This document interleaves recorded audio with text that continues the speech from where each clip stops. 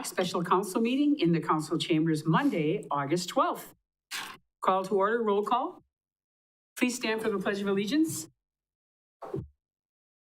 I pledge allegiance to the flag of the United States of America and to the republic for which it stands, one nation under God, indivisible, with liberty and justice for all.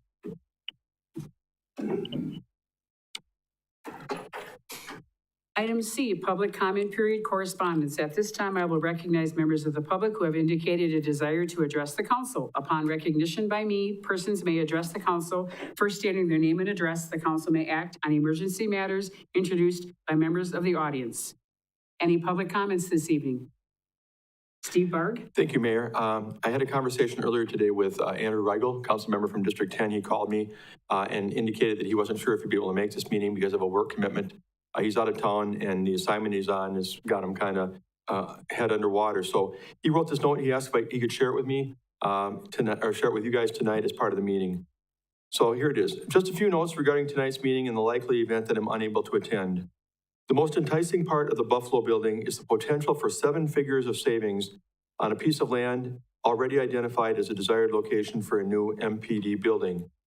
It's worth pointing out that it's easy for us, myself included, to get distracted by the proposed 3 or 4 buildings from ADCI. In reality, our request from ADCI was a yes or no question. Can the Buffalo building be used for a police station? To which the answer is yes. And that's from Andy Reigel, District 10. Thank you. Any other public comments? Any other public comments? Any other public comments? Seeing none, we'll go on to item D.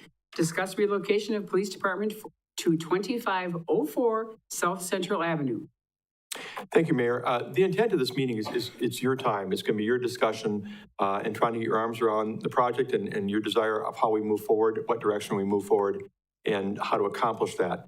But I thought it would be good as part of that to give you a little bit of just a little brief history of how we got here, then talk to some of the particulars of the study, what we've learned, and then look at the alternatives, possible funding sources, and those types of things. And then we'll get into the discussion period with council. So just a reminder, this started back in January of 2023, a little over a year and a half ago, when the owner of the property at 2504 South Central Avenue approached the city about donating the property to the city. 3 months later, in April 25th of that year, the council approved a feasibility study by ADCI out of the Lake Delton area to look at whether or not that building would be a feasible and viable alternative to relocate our police station from downtown to across from Hotel Marshfield on the south end of the community. On October 4th of 2023, we had a meeting, you may recall, with the council and the Fire and Police Commission at the 2nd Street Community Center. At that time, a representative from ADCI did a good presentation. We had a lot of Q&A at that time and discussed what the particulars were, how it might play out, what the positives were of that building, what the challenges might be in terms of upgrading it, those types of things. It was very informational. A little over 2 months later, on December 29th of 2023, just before the end of the year, the city closed with the owner of that property and accepted the transfer of that site. The property owner had wanted to get it off his records by the end of the year for tax purposes. The city attorney was able to wrap that one up 2 days before December 31st, and we took possession of that property. So far this year, we've had some conversation about it. The most noteworthy was really just about 3 weeks ago on July 23rd. We had a special council meeting here at 5 o'clock. Again, ADCI was here to present, answer questions, going over a lot of the same material from their feasibility study, but answering a few new questions from council. At that time, Councilmember Spiros floated the idea, would a referendum be a possible funding source for this project? We'll touch on that as we go along tonight. And then in the regular meeting, the council approved the 2025 to 2029 capital improvement program. And that 2025 to 2025 or 2029 plan included $10 million over 25 and 26, $5 million each year for this project, along with $800,000 for design and engineering related to the construction of the project. So that's kind of how we got to here right now. We agreed that we'd have a special meeting. Thank you for agreeing to be here on an off night and to have this discussion. Staff has spent some time talking about it even since the last meeting. We've had a couple of meetings at staff level going through some of the particulars, trying to get our arms around preparing for this meeting. We are still recommending renovating the current structure that we had donated to us for a police station. Here's some of the key facts we believe. The current station is undersized and not designed well for effectiveness and efficiency. I think we kind of heard that message loud and clear from the ADCI study. Several maintenance projects are pending in the next 10 years if we stay there. So in other words, if we decide we're not going to go anywhere for the next 5, 10 years, there are things that we'll need to do to preserve and maintain the existing structure downtown. The police chief, Jody Grink, has expressed that the Wildwood Plaza location would be suitable. He feels good about the building with the planned upgrades and also the location. Some people initially said, well, south end of town, what about coverage? I think he's explained that very well, that his officers are out and about at any given time, and that wouldn't be an issue, that there's ways to get to various parts of the community for service. ADCI stated that while an upgrade is required, and they did talk about some things that'll need to be done with HVAC and other things, I believe, electrical, the building itself is structurally sound. There's been note made at these meetings of the fact that it's 27 years old, maybe now 28, but that it's a solid building and it's suitable and should last us for some time to come. The current renovation estimate, remember we once talked about $13 million, without design and engineering is closer now to $10 million. We think we can do this project for a construction cost of $10 million. ADCI advised that the project cost can be adjusted based upon the city's needs and desires. Whatever the council is looking for, we can find a way to get it done. I know somebody brought up at the meeting, well, would 10 million be enough? Or would 10.5 million be enough? It's not a matter of what is enough. It's a matter of what we want to see in that plan and what we can afford to do. And they will work with us to make that happen. And they're committed to being part of this project to the degree that they can be an assistance to us. It has been noted at previous meetings that there are other alternatives. I'm not going to deny that there are. It's been mentioned even recently in emails and phone conversations I've had that this is not the only location that we could put a new police station. One idea was to raise the Wildwood Plaza building and construct a new station on that donated site. That's something we could do. It's estimated that might be a couple $1 million more than renovating the existing building. We could build a new station on another property, perhaps even one that the city owns. Frankly, there are other properties that the city is in possession of that may be potentially suitable that we could look at. We haven't studied them yet. We don't know what the issues might be with access or utilities or stormwater, anything, but that's possible. And then finally, we could decide to remain at the current site for the foreseeable future and plan to tackle the projects that we need to face from a maintenance standpoint in the years ahead. That's a viable option if that's where you want to go. We're going to talk a little bit about the possibility of a referendum. I just want to touch on this a little bit. What are the other options? One of them is up to borrow the funds over a 2-year period and as part of the approved CIP. We've been working with Ellers. Jennifer Selensky, our finance director, has done a good job of working with Dave Ferris from Ellers, our advisor. And he has prepared a schedule that would show us for the 5-year period, the initial 5-year period, really not levying much more than we would otherwise. Only a small increase in the tax levy from doing that. Now, as we go out further beyond in years to come after that, there'll have to be adjustments. And Jennifer will be able to maybe address that when we get to that point when we talk about financing the project, what that looks like. And, show if necessary, maybe some of the stuff that we've gathered from them. And then the other main alternative is to authorize a referendum to be presented to the taxpayers in an upcoming election. A couple of alternatives. One would be the election on November 5th, which is coming up in less than 3 months now. If we're going to do that, as I think the city clerk, Jessica, has pointed out pretty clearly, we need to, by August 28th, submit to the county clerk a ballot question, a fully baked ballot question that can be used for printing the ballots and bringing this to the taxpayers for their consideration. That's not very long. And, we'd have to really go into high gear. In fact, actually, you would have to approve the ballot question 2 weeks from tonight, or 2 weeks from tomorrow night, on the 27th, and we'd have to turn around that next morning, as I understand, and ship it off to Wisconsin Rapids. We can talk more about that later, but that's a pretty tight time frame. One negative to that is that the school district has now made it clear that they're going to have a referendum that same election, November 5th. And I think they're sending out information on that now. It's about 70% of what they requested in April of 2023 that didn't pass. Are we required to not conflict with them by having our referendums on the same election? No, we're not required to do that.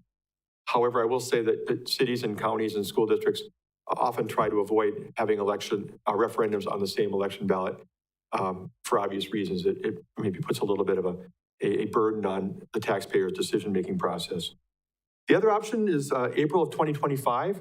That would give us more time to prepare a ballot question and be able to bake not only what the dollar amount is, but what the impact on the tax levy would be that we'd be sharing with the taxpayers on that question. You may recall we had to go through this when we did the firefighter paramedic referendum back in April of 2023. Lay that out pretty clearly in terms of what the impact would be so they can calculate. You have a $100,000 house, you have a $200,000 house.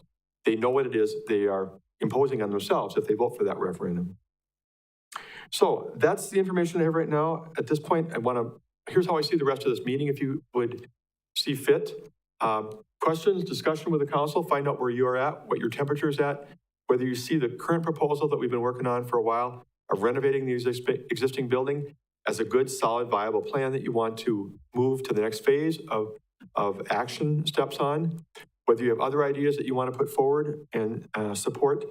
And then beyond that, I want to see if there's any more information you're requesting. Are there things you haven't seen or heard? Are there other research you want us to do? I don't know what that'd be right now. We've talked about this a few times, but always open to trying to find out more information that you need to make a decision. And then finally, we're hoping for consensus tonight. That may not happen, but truthfully, we've been about this business for a while. It would be really, really helpful if we had your direction. Are you seriously interested in this project or not? If you are, we can talk about what that means, what that looks like in the future as far as next steps. If you're not, then we move on to something else. Certainly, we own the building. There are no strings attached. We could actually sell it to a commercial business operation if we wanted to and get it back on the tax roll. That's not why we took possession of it.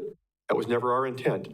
But there's no commitment that we've made to the buyer or to the seller that would put us in that bind. But most importantly, we really want your direction so we know if we're moving forward with relocating our police department. That's first and foremost. And with that, I would turn it back to you, Mayor, for walking through the agenda as laid out from item D and beyond. Thank you, Steve. Thank you. Alderman Werman? I do have a ton of questions, and I can get into that right away if you'd like. But the first thing I wanted to ask is there any chance that you guys have video and we're just not seeing it? Because I don't know if Natasha's seeing video. I don't see anything. I just see City of Marshfield in a gray box.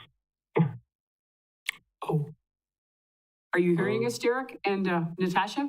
Oh, yeah, we can hear you just fine. I just, we don't have any visual of anyone or anything. No screen and no camera on the...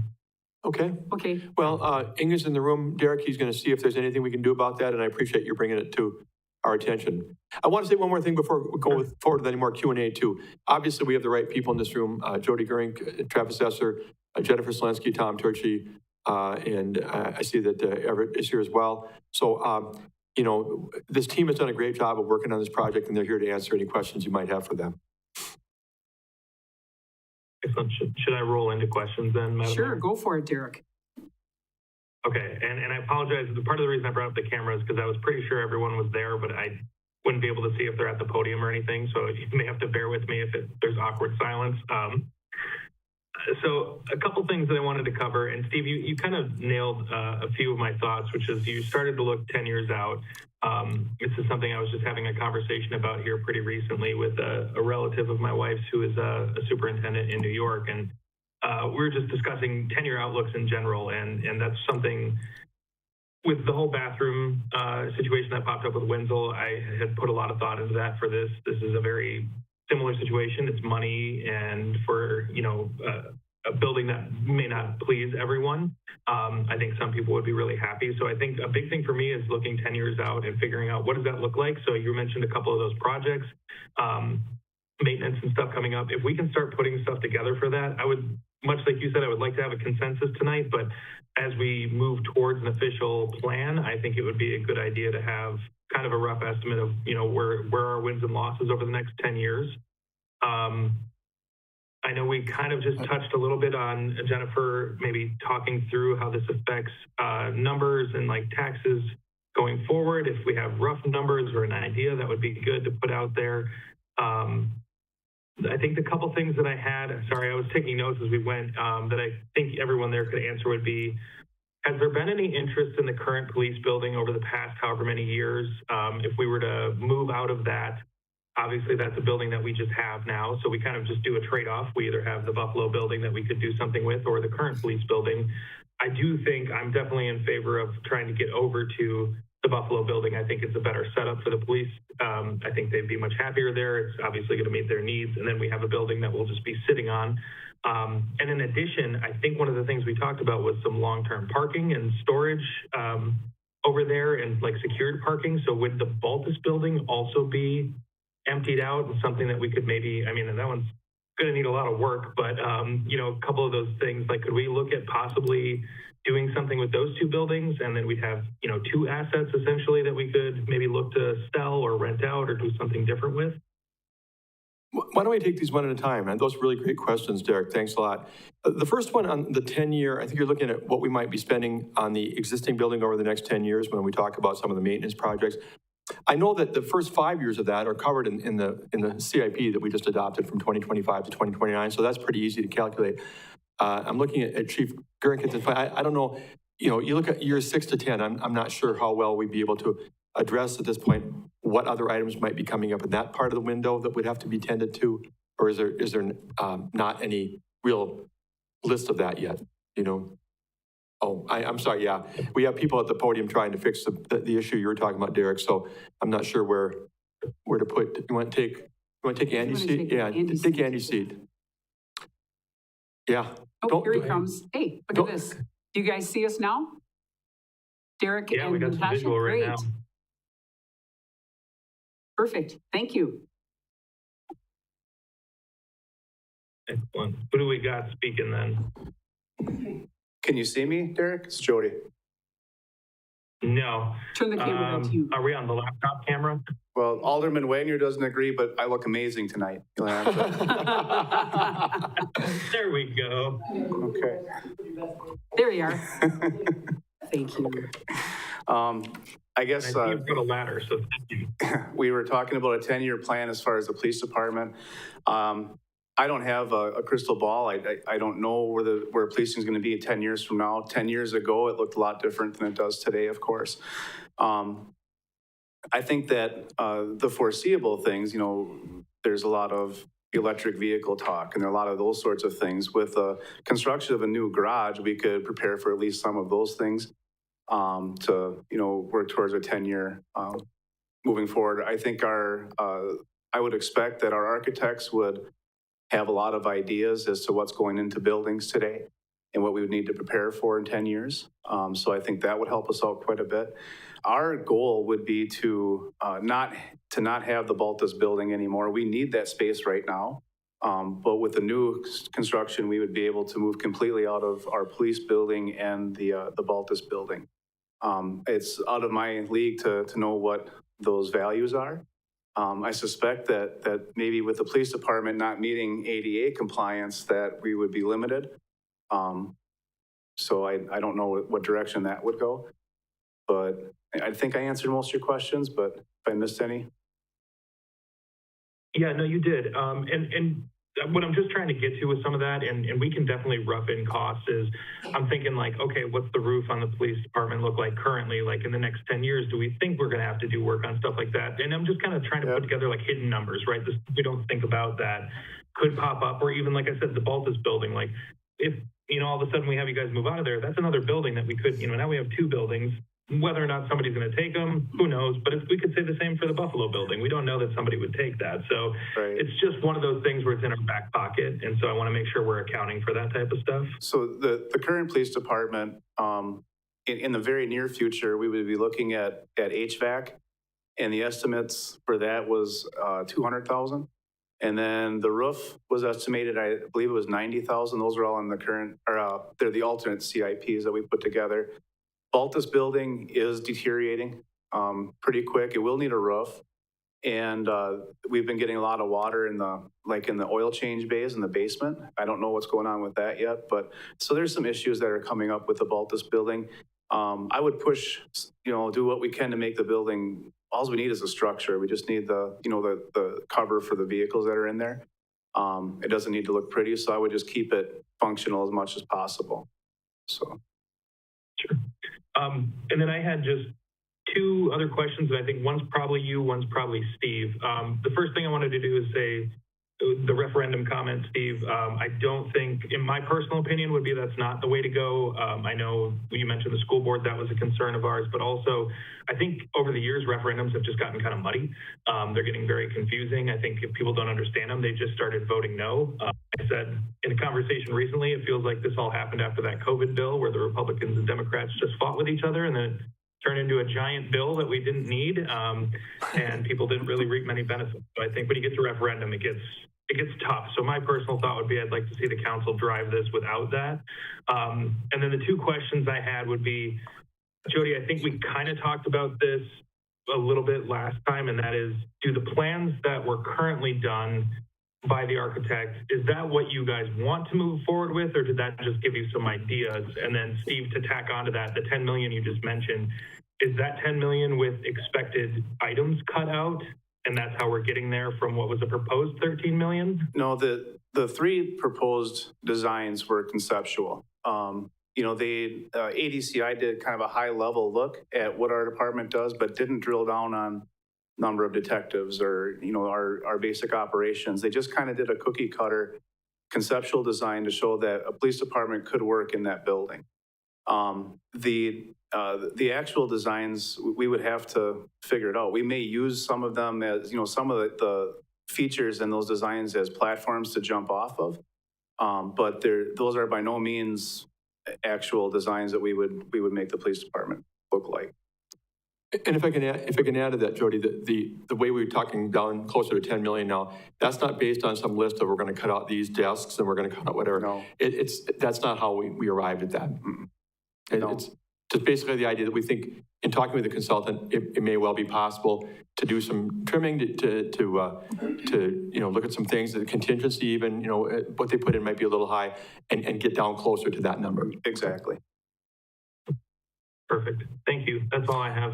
Okay. The answers. If I can extrapolate on a couple of your other questions, though. First of all, on this, the building that we would be vacating, we've not looked at whether or not we would be able to sell that and for what. I think most of us at staff level believe this can be a very difficult property to sell because the building is, it's so carved up inside that it's not going to be something very usable to the average company looking for office space or something else.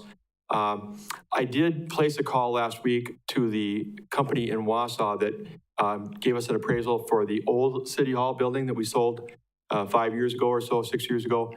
And she is talking with me, and she's going to give me an estimate on what that appraisal might be. And I'm only doing that to hold in my back pocket for now of what it might cost if, in fact, we decide that we don't want to relocate to the Buffalo building and we look at selling that building. I could ask her the same thing about the building we might be vacating downtown. But again, speculation is that that's not going to have a great amount of value because of the way the building is structured, and that we may well be, or anybody after us may well be in the demolition business at that point. But we can always try and find out, get an appraisal on what that property is worth. The other thing I want to do is ask Jennifer if you'd be willing to come to the podium, Jennifer. She's handed out some information on what we were given by Ellers on possible tax levy implications of the debt we would incur to borrow for this project. And I'll let her highlight what she knows at this point. Sorry, good evening. I have emailed this file to you as well as the files that came from our financial advisor. The spreadsheet that I passed out, rather than trying to show on a screen that no one can read, I thought we would just walk through, and this table summarizes the two files that our financial advisor sent us. The first file he sent would be our CIP program that we just approved in total, including the normal 5-year plan plus the addition of the police building as you approved it.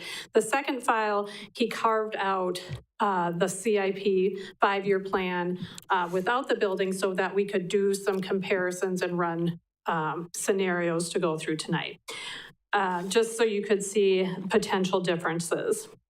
The assumptions that were used in this table, we're assuming about a 1% annual growth in equalized value, and the interest rates that he used in calculating out future debt service payments are similar to what we experienced in our last borrowing, just as a sample. And then, like I said, this is based on our approved CIP.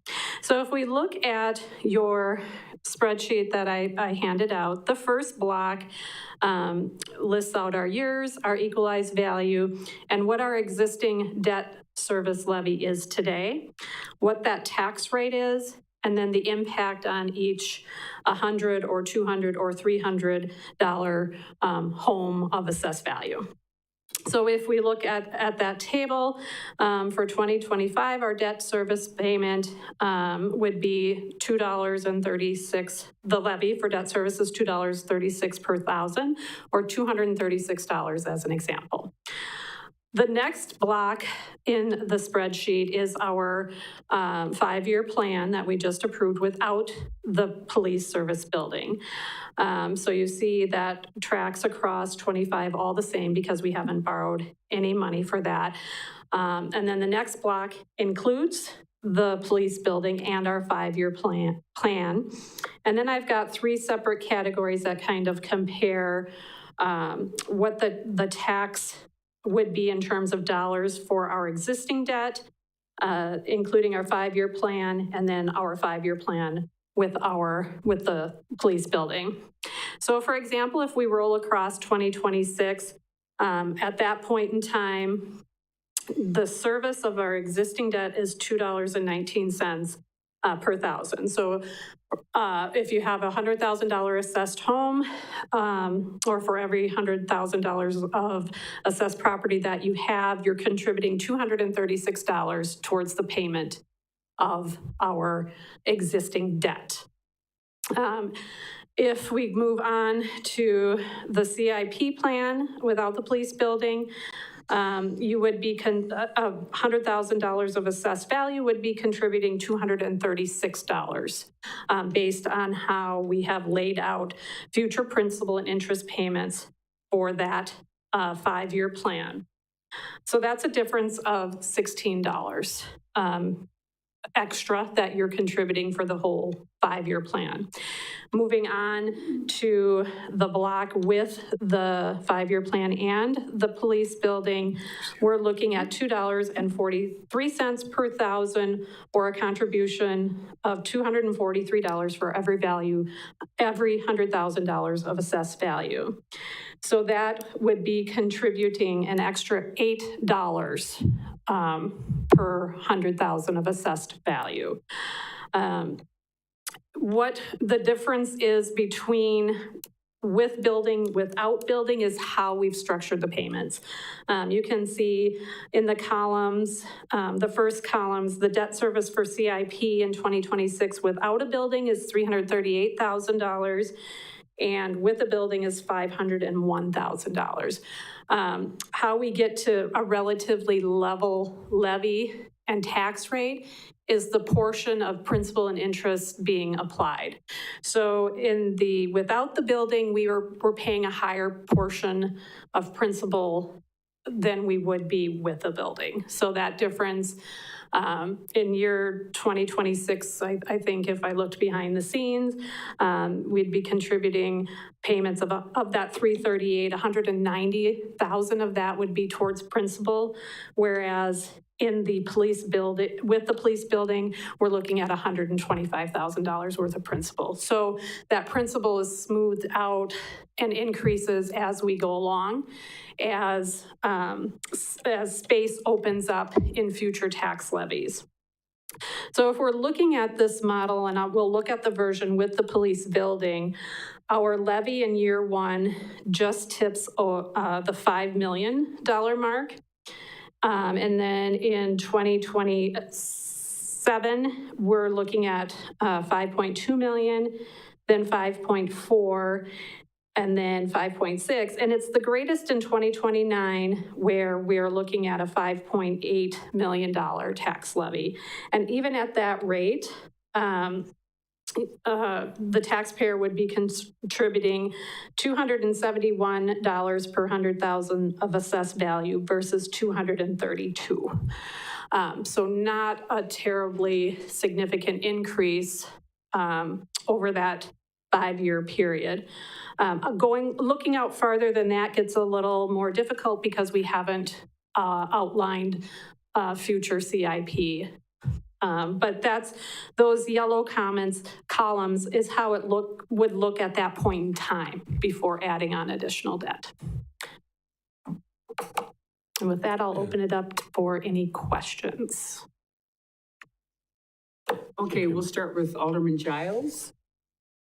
This actually isn't a question, this was from before, but I think the question here tonight is, are we in favor of relocating the police station to the Buffalo building? And I'm just gonna cut to the chase and say I'm in favor. We have a building, we have the land. It's been proven that this building will work for a new police station. And I think I'm gonna echo something Councilmember Fire said. We're elected to make decisions, and this is a decision that I think we should make sooner than later. We have the vacant building sitting there, and as we all know, the longer it sits vacant, the more maintenance is going to be required to get it ready. So that's what I have to say. Alderman Wagner. Thank you, Mayor. I got about three columns of notes that I'm working on here at one time. But I'm trying to decipher what they all add up to in the long run. I think Alderman Workman was very good in identifying that we've got to take a long look at this, or look over the long run is what I should say. And I think we've got needs right now. We obviously need a police station, and obviously we've outgrown it, the one we're at now. It's functionally obsolete, if not totally obsolete in its design. We want to do something sometime with the city garage. We also want to do something, I guess, with housing projects in the future. And we only have so many resources to throw at it. And that's what I'm concerned about, is are we doing this and everything, and something else is going to have to be done. Now, Jennifer has just presented some very tempting figures that look very good, like, oh, it's not going to be that much on your tax bill, you won't even feel it. Wrong. I've been on this council long enough to know they feel everything, and they let you know it in no uncertain terms. I think where I'm coming down with this is, if we can be frugal about it without damaging the mission of the police department, I would be willing to do it. And I think two things that are not being taken into consideration here. Number one is the city already owns a rather nice garage, a pretty good garage on Oak Avenue. It's listed under the name of the city of Marshfield and the Utilities Commission. It's been on the lot for sale for a long time, and it's I think they're asking $199,000 for it. But it might, as far as an idea of where to put some vehicles that are special use vehicles, or special just special in any way, storing them so that they're free from the rain and the snow and whatever happens. I think we should look at maybe taking possession of that building. We already have possession of that building, really. It's in our name. Yeah. So that's it. As far as the old building goes, I've heard people will say they want to tear it down because it's ugly. That may have been based on their last speeding ticket, but it was nevertheless a pretty good assessment of the building. And the last thing is the Baltus place. The designers of the Second Street project have all along wanted that place to be an entranceway to a new district of the sports and entertainment and dining and all that. That I don't think it means that the building has to stay there as it is. I think it beats out the police station for ugliness. It's uglier than any of them. I think it needs to be torn down. And I think maybe one of the things we talked about was that it could be used as a place where a greeting center for Mackey downtown. Visit Marshfield. Visit Marshfield, the third one. A smaller unit could be put up there. The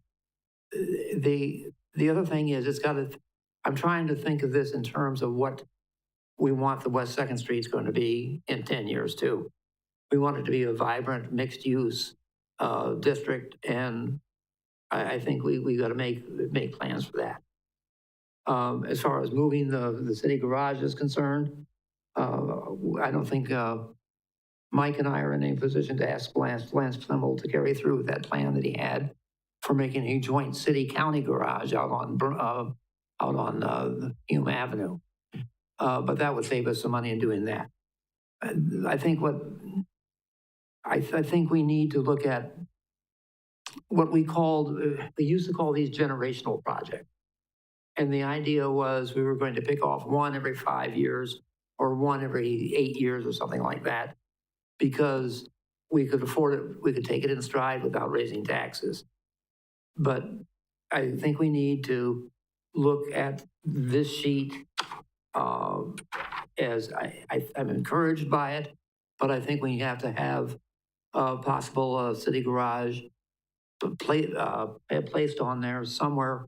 We have to plan on it coming, because that place is almost worse than the police station. Those are a few of the thoughts I've had. I had the unfortunate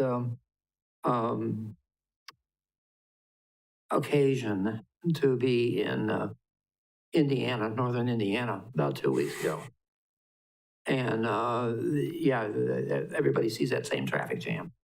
But anyway, the interesting thing was that in this little village, Crown Point, they've just gotten through putting in a huge recreation center. And they're using like the hoop type of building for soccer and baseball and that sort of thing.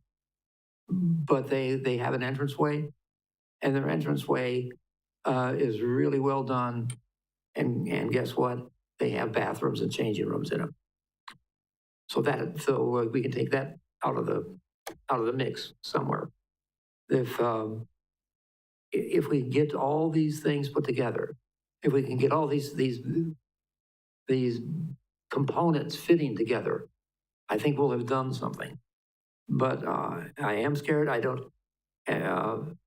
Alderman Giles had a good point about referendum. Referendum is a dirty word, and basically the people hate it. If it's what we have to do to get this done, I guess I'm willing to go along with that. And with that, I'll yield the floor. Thank you. Alderman Fire?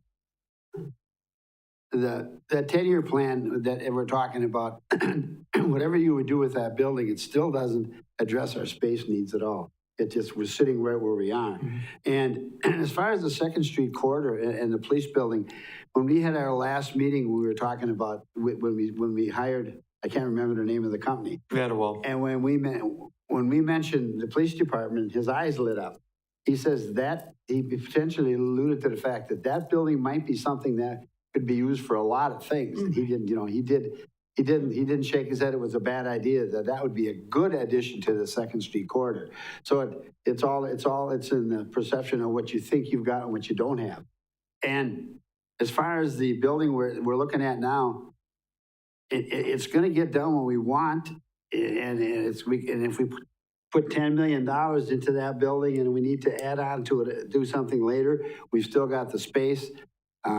I think it's time we just make the decision that we're going to do it. And as far as a referendum, I can tell you in the 24 years that I've been in government, the referendums do not fly for the city of government.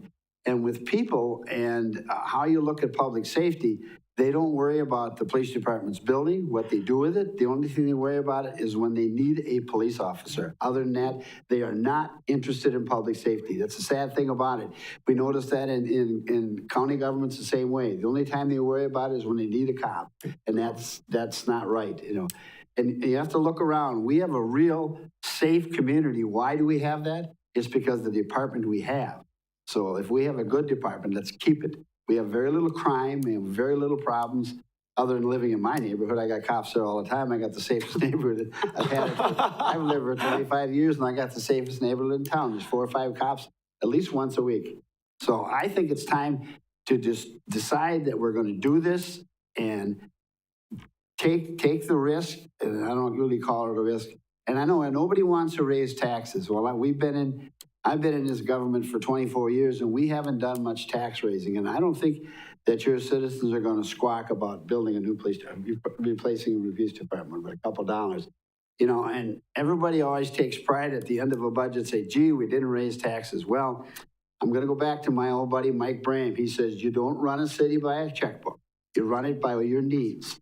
And he said back, oh God, it's got to be 15 years ago. If you take the max levy that you can assume every year, now you wouldn't be in the problem we have right now. The reason we're the way we are now is we were so set on not raising taxes that we're stuck in a rut, and now we've got a problem. And if we'd have done it his way, we wouldn't have that problem. Thank you. Alderman Werman? Thank you. Okay, real quick, I realized I had forgotten one question that I'll have for Jody. And then the second thing is I kind of wanted to tack on to what Mr. Fryer was just saying, and that is just that we're looking at the tax money. That's always a big concern. I came in with a couple of thoughts on this, and one of the biggest ones was tax money. And I'm going to go back to something Councilmember Rigel said months ago, and that is that taxes are inevitable. We're going to eventually raise taxes. It's how we get things done. The problem that we face as a city is we're not bringing in revenue. And so that's part of what I'm looking at here is we're going from potentially one building, the Buffalo building, that we could get rid of, make some money off of it potentially, or rent it out to 2 buildings that we could do that with. Now, I know they're not perfectly set up. I would think Buffalo probably has a better chance, but that's kind of where my thought process is. So I want to keep that in mind and kind of, especially with Councilmember Rigel not able to attend, kind of reiterate that idea that those are things we need to consider. So tax money, revenue, and then the last thing I had, Jody, was the couple of comments I had from people seem to echo either around money or you guys now being on the south side of town versus centrally located. And I've tried to kind of calm some of those feelings with, you know, it's not like you guys are stuck in a department all day, and then when there's an emergency, you all leave from there. But I was kind of hoping you could just brief that. So if people come back and watch this meeting, they have a better understanding of how your guys' process works, so they know really what your emergency response time will be like. Because yes, you're now in a different location, but it's not like it's going to screw everything up. Right. Overall, our response time shouldn't change hardly at all. We don't know where we're going to be when the call comes in, so we don't know. I mean, this job would be a lot easier if I knew where the next emergency was going to be. But you know, we will respond generally from patrol, and that doesn't mean that we're never going to respond from the police department, because there's going to be times where that happens. If we respond from the police department, we've got some really good roads to get us from where we are to both the north, the east, west. 29th Street will bring us right to Veterans, so we can jump on Galvin to go up. I drove from the Wildwood building up to Walmart, and depending on what road you took and what time, it maybe adds just a few minutes, and that's not running in emergent mode. When we run in emergent mode, then we can shave off even more time. So we did a study, our previous administration did a study, and actually one of the top, if not the top, choice for property was just I think 2 lots north of where the Wildwood building is. So response time will not be an issue. Thank you. Alderman Spiros? Thank you. And Jennifer, thank you for putting together this chart. It's helpful. I have a couple of questions. The presentation that they did a long time ago did include some buildings that they had done and things like that, and they did include some prices attached to some of them. But one of them that I was wondering about, they didn't include any cost to, and do we know anything about, was the Lake Delton Police Facility. That seems to be closest to the amount of square foot that we would be looking for. In addition, they had to build a support building, which we would have to be doing also because we would need to be building a garage. it was completed in 2022, so it wasn't very long ago, but I find it interesting that they attached prices to most of their other little buildings, but they didn't include a price to this one. Do we know what that was? And okay, just, you don't know what it is, that's okay.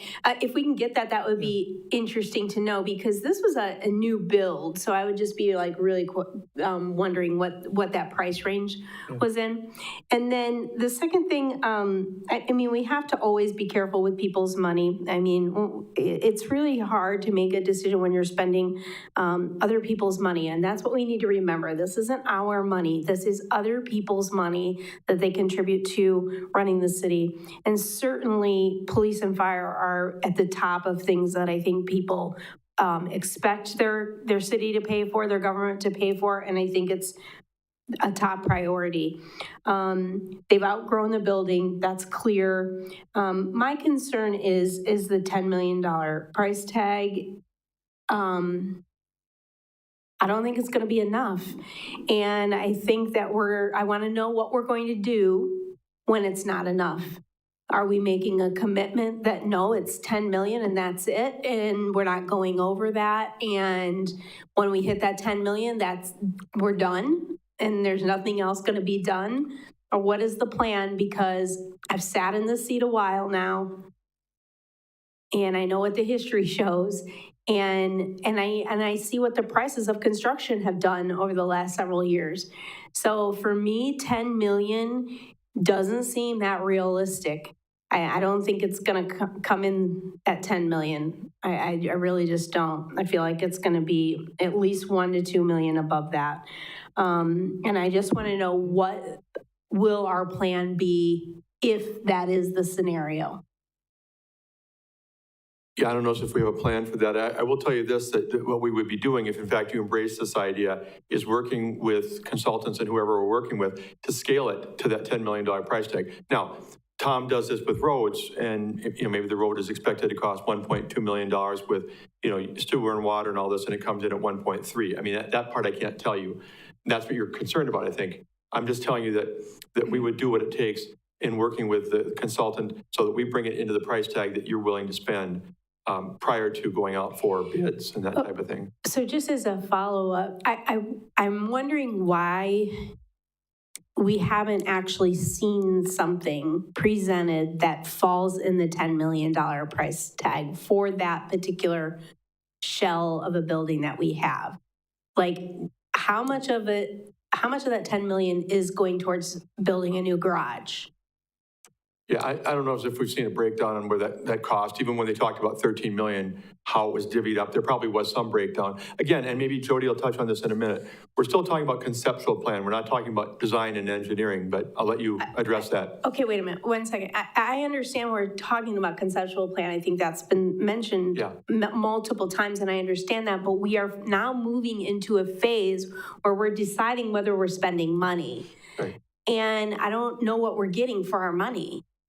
And I want to know what part, where in this process are we going to know what we're getting for $10 million? Right, and the difficult part, and I'm not in construction, obviously, so I'm learning as I go a little bit too, but the next step is a blueprint and design, and it's very expensive. But without having that part, I don't know that it can be drilled down to exactly what we're getting. Yeah, the blueprint design phase of it was what we didn't calculate that into the 10 million. That was, how much was that? In the CIP, I think it was 800. That's what I thought. Yeah. I thought I had Correct. written 885 Correct. down, but then I wasn't writing fast enough to catch up, so I wasn't sure. So we would need to spend roughly $800,000 to get a design presented back to us that says this is what 10 million gets you. Yeah. Okay. So it just is so I mean, I feel bad about being so inquisitive and wanting to know what we're getting for our money. But I mean, I just think that's a normal process. You wouldn't build a house and just say, hey, I got $400,000 to build a house, go at it. I mean, you would want to know what you were getting for that money. And this seems backwards to me and a little bit unsettling. And And I don't know how we fix that, and that's kind of what I'm looking for, is an explanation of how we fix that. How do we really know we're going to get what we need for $10 million? I completely understand and respect and appreciate your question, Rebecca, totally. I mean, the part of the problem is the difference in scale between building a $300,000 house and building a $10 million, or, doing a $10 million renovation. But I get the heartburn, I get the unsettling. There's just, it's the order of things that we can't give you exactly what you're looking for without doing some of that work. So it seems like a chicken and egg, for lack of a better term. But I get your discomfort, I do. I think just it would be the commitment to the fact that, again, what's going to be designed is going to be as close to that $10 million threshold that is established as we can possibly get in this process. I wish I could give you a better answer, but that's the best one I've got. So follow up, what were we going to put in contingency for this?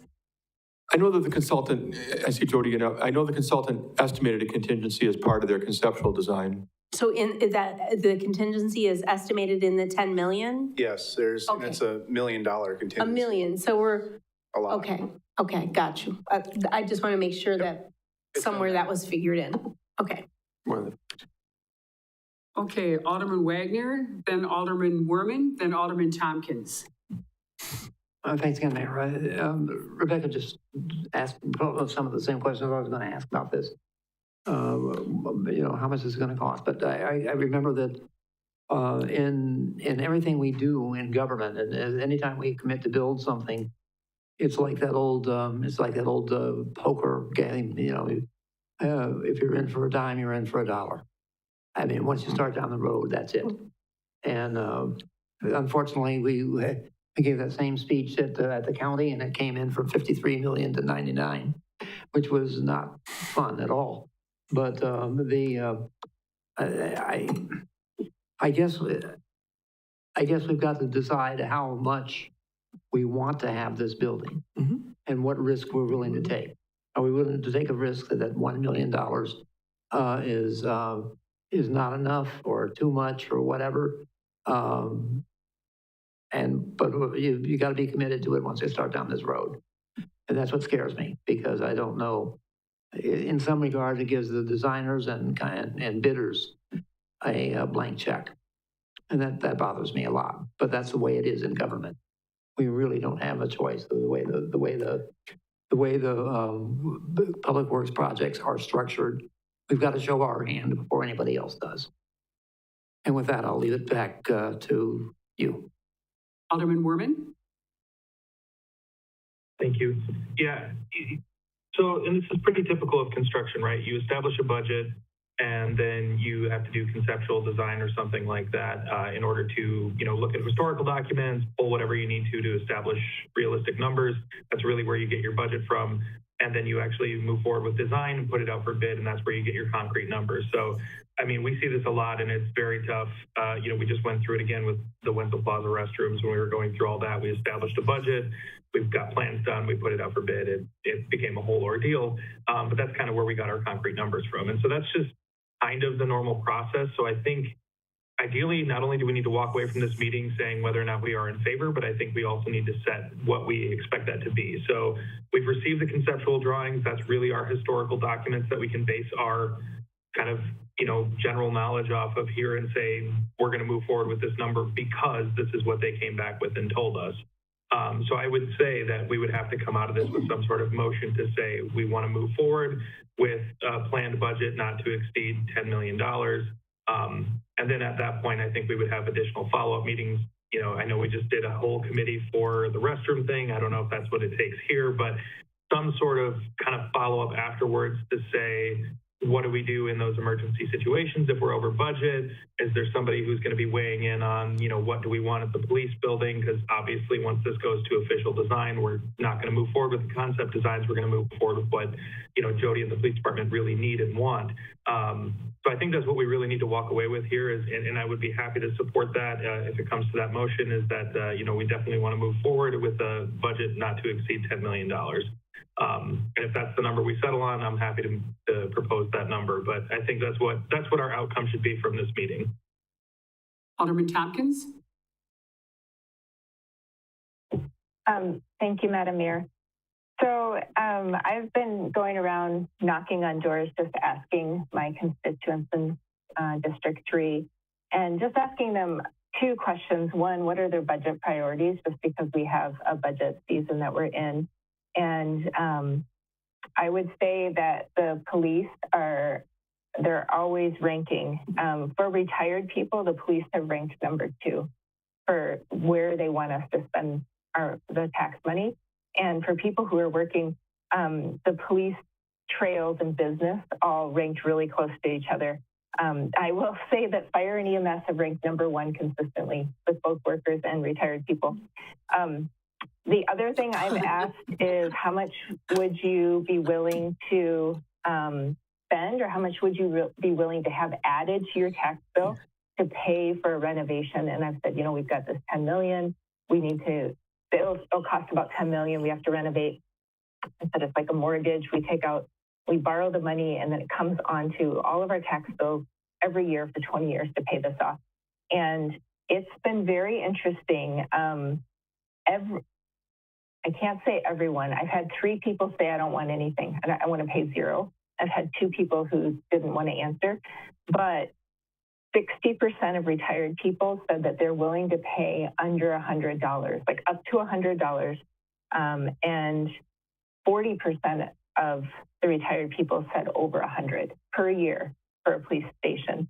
And then of the workers, it's really close. It was a 54% said under 100, and 45%. Basically, the takeaway is, because this is a small sample size, for my whole district, but the takeaway was that the community supports our police services. They feel like it's valuable, and they're willing to have money added to their taxes because they recognize that this is a need. And it is a need. When I first got on council, we were talking about the city garage and the police station. Those were the 2 building needs that we said, long term, we need to figure this out. And so we're here today with the potential to say, let's move forward on one of these needs.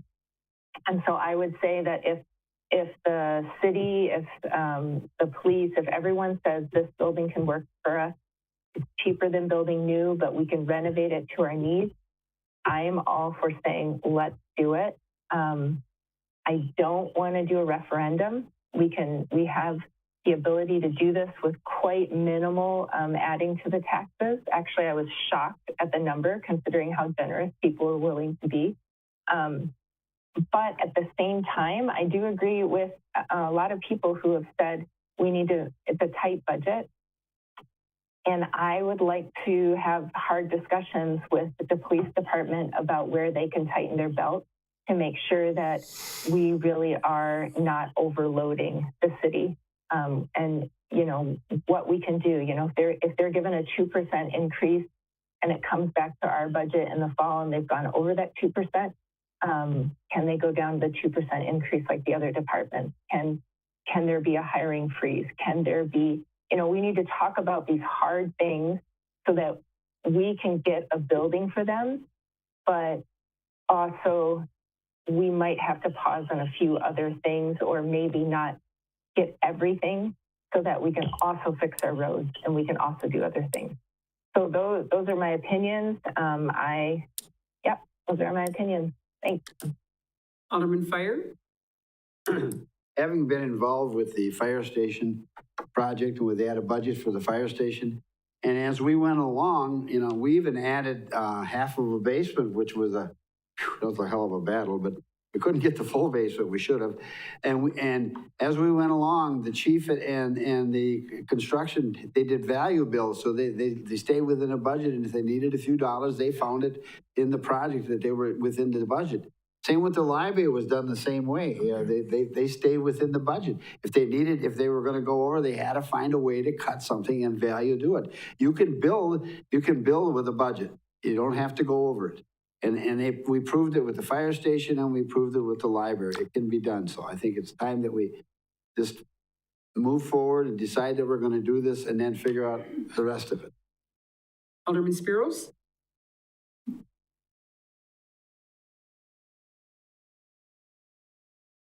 Okay, there you go.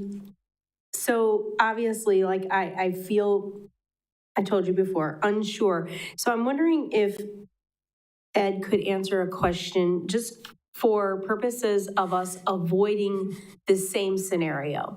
So the county approved or thought they were building a $53 million jail, and the price tag ended up coming in at over 90,000. That's, oh, what was it? 90 million, Or 90 million, I'm sorry. 98 million to be. I mean, you literally blew your budget. I mean, you blew your budget. Okay, so that's the explanation I'm looking for, only because I want to be sure. It's not in the same scale. It's not in the same 53 million, 10 million is a big difference. But I just want to be sure to understand how that happened and make sure that that doesn't happen to us. With your permission, Madam? Absolutely. By the way, they call this a colloquy in formal stuff. Between you and Mike, how's that? Right. Yes. I can add on the first part of this. When it was $53 to $58 million, that was a conceptual price that our consultant said it would cost to build.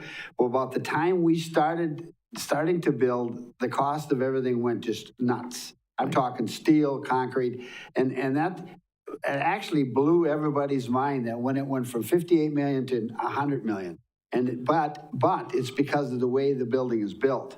It's all concrete, it's all steel. It's not like building a building like this. It has to be protected from the idiots that want to get out. And I think it was $200,000 just for caulking in that building. And I asked the question, $200,000 for a caulking? The guy says, well, when you put caulking in a crack, it has to stay in. And he did say that, they used the same word I did, these idiots will dig at anything they can. So when you're building a building like that, it's totally different than what we're doing here. And they conceptually thought that they could build that building for about 58, but the cost of everything just kept going up. By the time we went out for bids, it was $100 million. Can I go do a little back and forth? So, so I get it. So the conceptual was the 58 million. And then as you were progressing through, how soon did you know that the budget was way beyond? When they put it out for bids. Okay, so you knew that, you knew right away. When the first set of bids came in. Yeah. Okay, all right. The question, the other half of your question is, how do we handle it? How did we handle it? I was fortunate enough to be working with Ed Newton down there, who's their finance director. Ed is a genius. He's a great guy. He's the most honest guy I've ever met. And basically what we did, he worked out a plan with the financial consultants to do the, to fund the overage, because we had already funded the 53 million. We'd already agreed with that. But at this point, what he did was, he set it up so we had 3 lifts. One lift as the to take a certain percentage of the overrun and go with that and have that one passed before December 31st. Then the next one got passed in June of the next year, and so that again it was going to hit 2 separate tax bills. And so it wasn't going to be quite that bad. And the third lift was, and I don't think they've done it yet, but that was the smallest lift. It was like 6 million, and that was pretty much all contingency. So that's we can keep Jennifer happy for weeks. I think we can have some fun with it. But anyway, we would watch her have a nervous breakdown and sell tickets.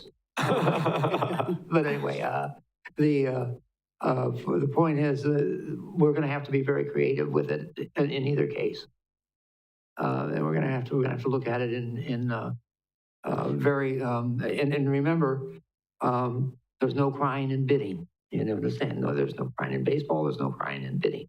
If we do it, it's going to happen. Well, thank you both for explaining that. I kind of wondered how that had went, and I didn't follow it really closely. So that makes me feel a little bit better that at the time of the bids, you already sort of knew the price tag was coming in that high. So it was a shock that I wasn't on the board anymore, but I went down for the vote, and I was shocked.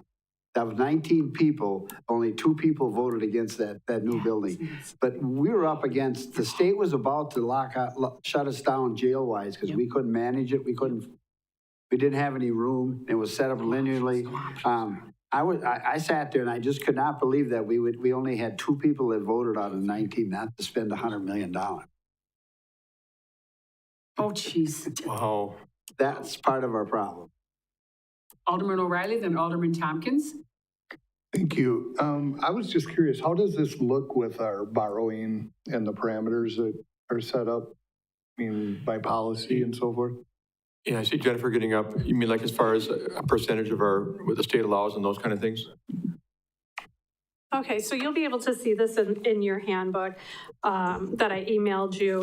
There is a page, and it's within the packet. I'm gonna make sure that we're looking at.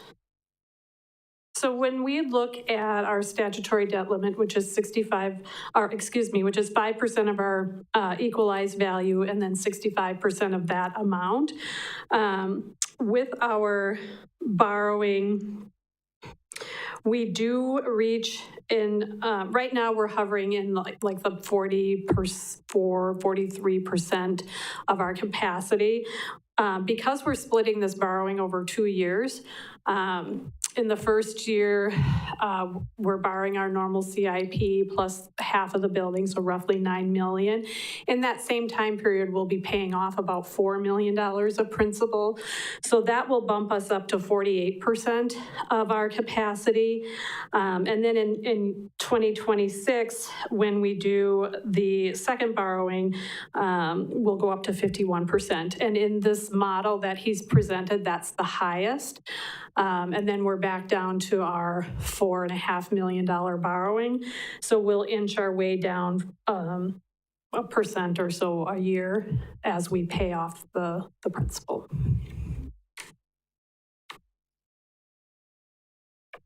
Alderman Tompkins. Thank you, Madam Mayor. Would this be an appropriate time to make a motion that I move that we agree to renovate the Buffalo building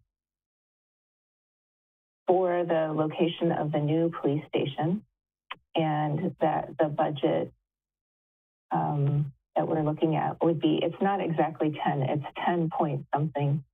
It's 10 million for the 10 million for the renovation, 800,000 for the design and engineering that would accompany that. Okay, so with a budget of 10.8 million. So we have a motion by Alderman Tompkins, second by Alderman Giles. Alderman Stalbert.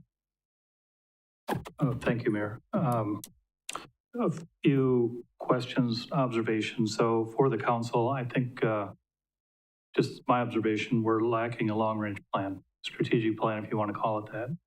Our CIP is a very handy tool. It helps us look 5 years out.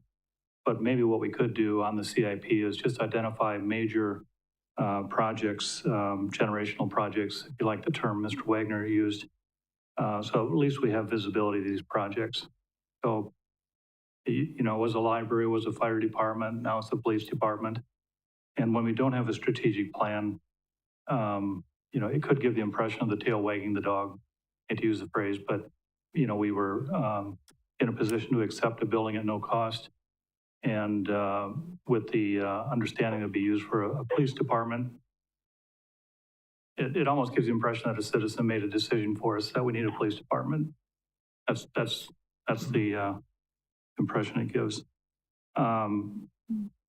Question for the chief: the pending maintenance on the existing facility, will it need to be done for a new tenant, and what's the timing of those maintenance projects? The roof would probably need to be looked at.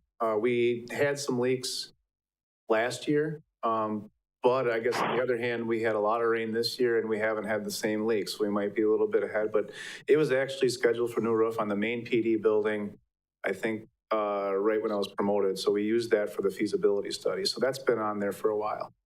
The HVAC, we're nearing end of life. It's moving along, and the problem is, and I'm not an HVAC person, but the air exchange, if the air exchange goes out, then we don't have heat or cooling, and it's very expensive. That was around $200,000. I think that would be something that a new tenant would want to do. So you're not stuck holding the bag for that. So all in, would you say we need about $500,000 to make that building sellable, perhaps? The main PD building, we're probably at 300,000. Okay, all right, thank you. Yep. For the administrator, so the 4 proposals that the consulting firm brought forward, one was a new construction, and I was kind of an advocate for new, because I'm thinking, you know, the delta between renovation and new isn't that great, and at least we'd know what we have would be designed as a police department, not renovated to be a police department. But I'm a little shocked that the $13.5 million that was originally proposed is now coming down to a $10 million cap. So 2 questions on that. What are we foregoing to account for that 3.5 million change? And if the new construction was estimated to be 15 million, would there be a similar reduction in that new construction budget estimate, maybe taking it down to 12 million? Well, and again, I think we mentioned this in an earlier answer. There's no specific list of items that have been taken out that's brought us down to $10 million at this point. I mean, the 13 million was conceptual, and we're looking at ways we can whittle that down to something that might be more palatable.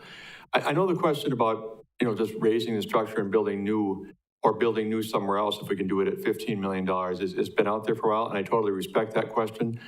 And I almost was led to feel that way myself at first in comparing it to a 27-year-old building. I've just heard over and over and over that the 27-year-old building we're talking about is structurally sound. And while it needs maybe some heating and electrical upgrades or whatever, that it's really in pretty good shape the way it is. And that working with that building could save us some dollars that we might be able to apply elsewhere. That's been my position for a little while. Yeah, when the consultant was last year, I questioned the engineering fees, I think it was. They didn't seem to line up. Engineering fees were, I think, very similar across all 4 options. So I guess I'd like clarification on that. You know, I mean, if we're setting the budget at 10 million, that's one thing, but it seems to me that the consultant might have given us an indication that we could afford to do this or could pull it off for $10 million. So there's got to be some logic behind that. We can follow up on that with the consultant. Absolutely. Otherwise, I appreciate Alderman Giles' original comments and the motion on the table.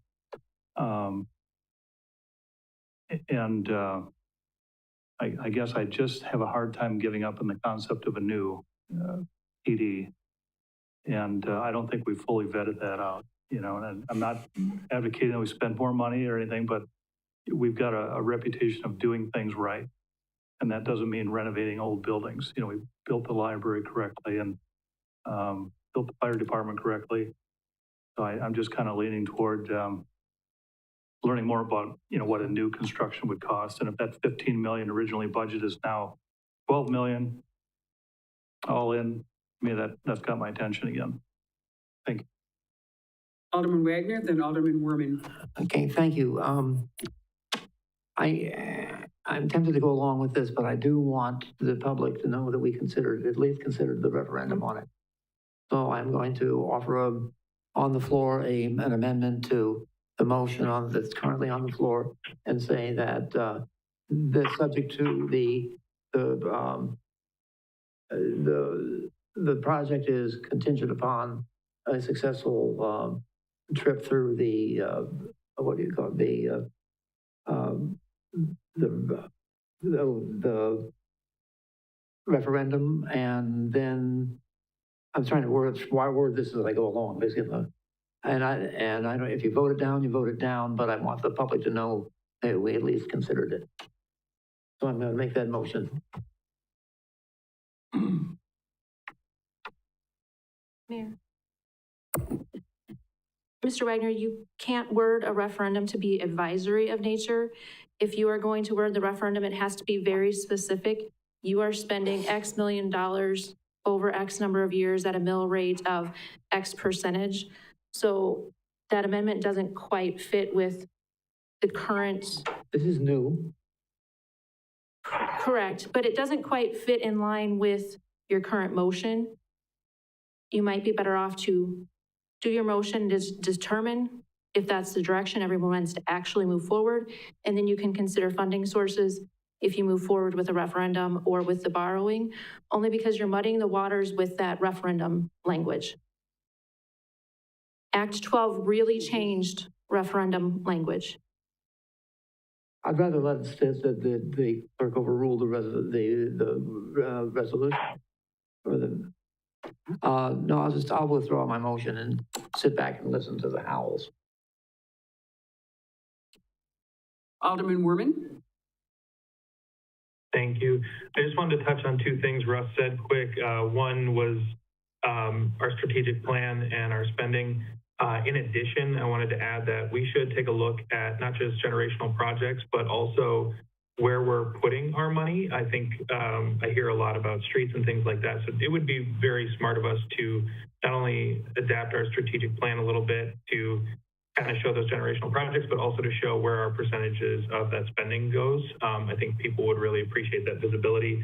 And then secondly, more pertinent to the conversation was the new build convo. I just wanted to throw out that if we were to look at a new building, the other things we have to consider is that we'd have to be doing feasibility studies on the new land that we would be looking at to make sure that that area is going to work. And there could be a potential, increased cost there just based on what utilities are available and what land is available and what we have to work with. So there would definitely be some increased cost. I don't know that it would take us up to that 15 million if we dropped it down to 12, but just to keep that in mind, that there would be additional funds that would have to be come up with to make sure that the building would even work. Alderman Spiros? I just also, Mr. Stauber's comments brought up a couple of things in my head also, just about the generational projects. I'm trying to think it out in my head. We definitely know the streets department needs everything new. I mean, I've been out there, that place needs new. And I'm just trying to think, is there anything else outstanding? Because we have had the library, the fire department, a new city hall, a new community pool, the utility built a new building.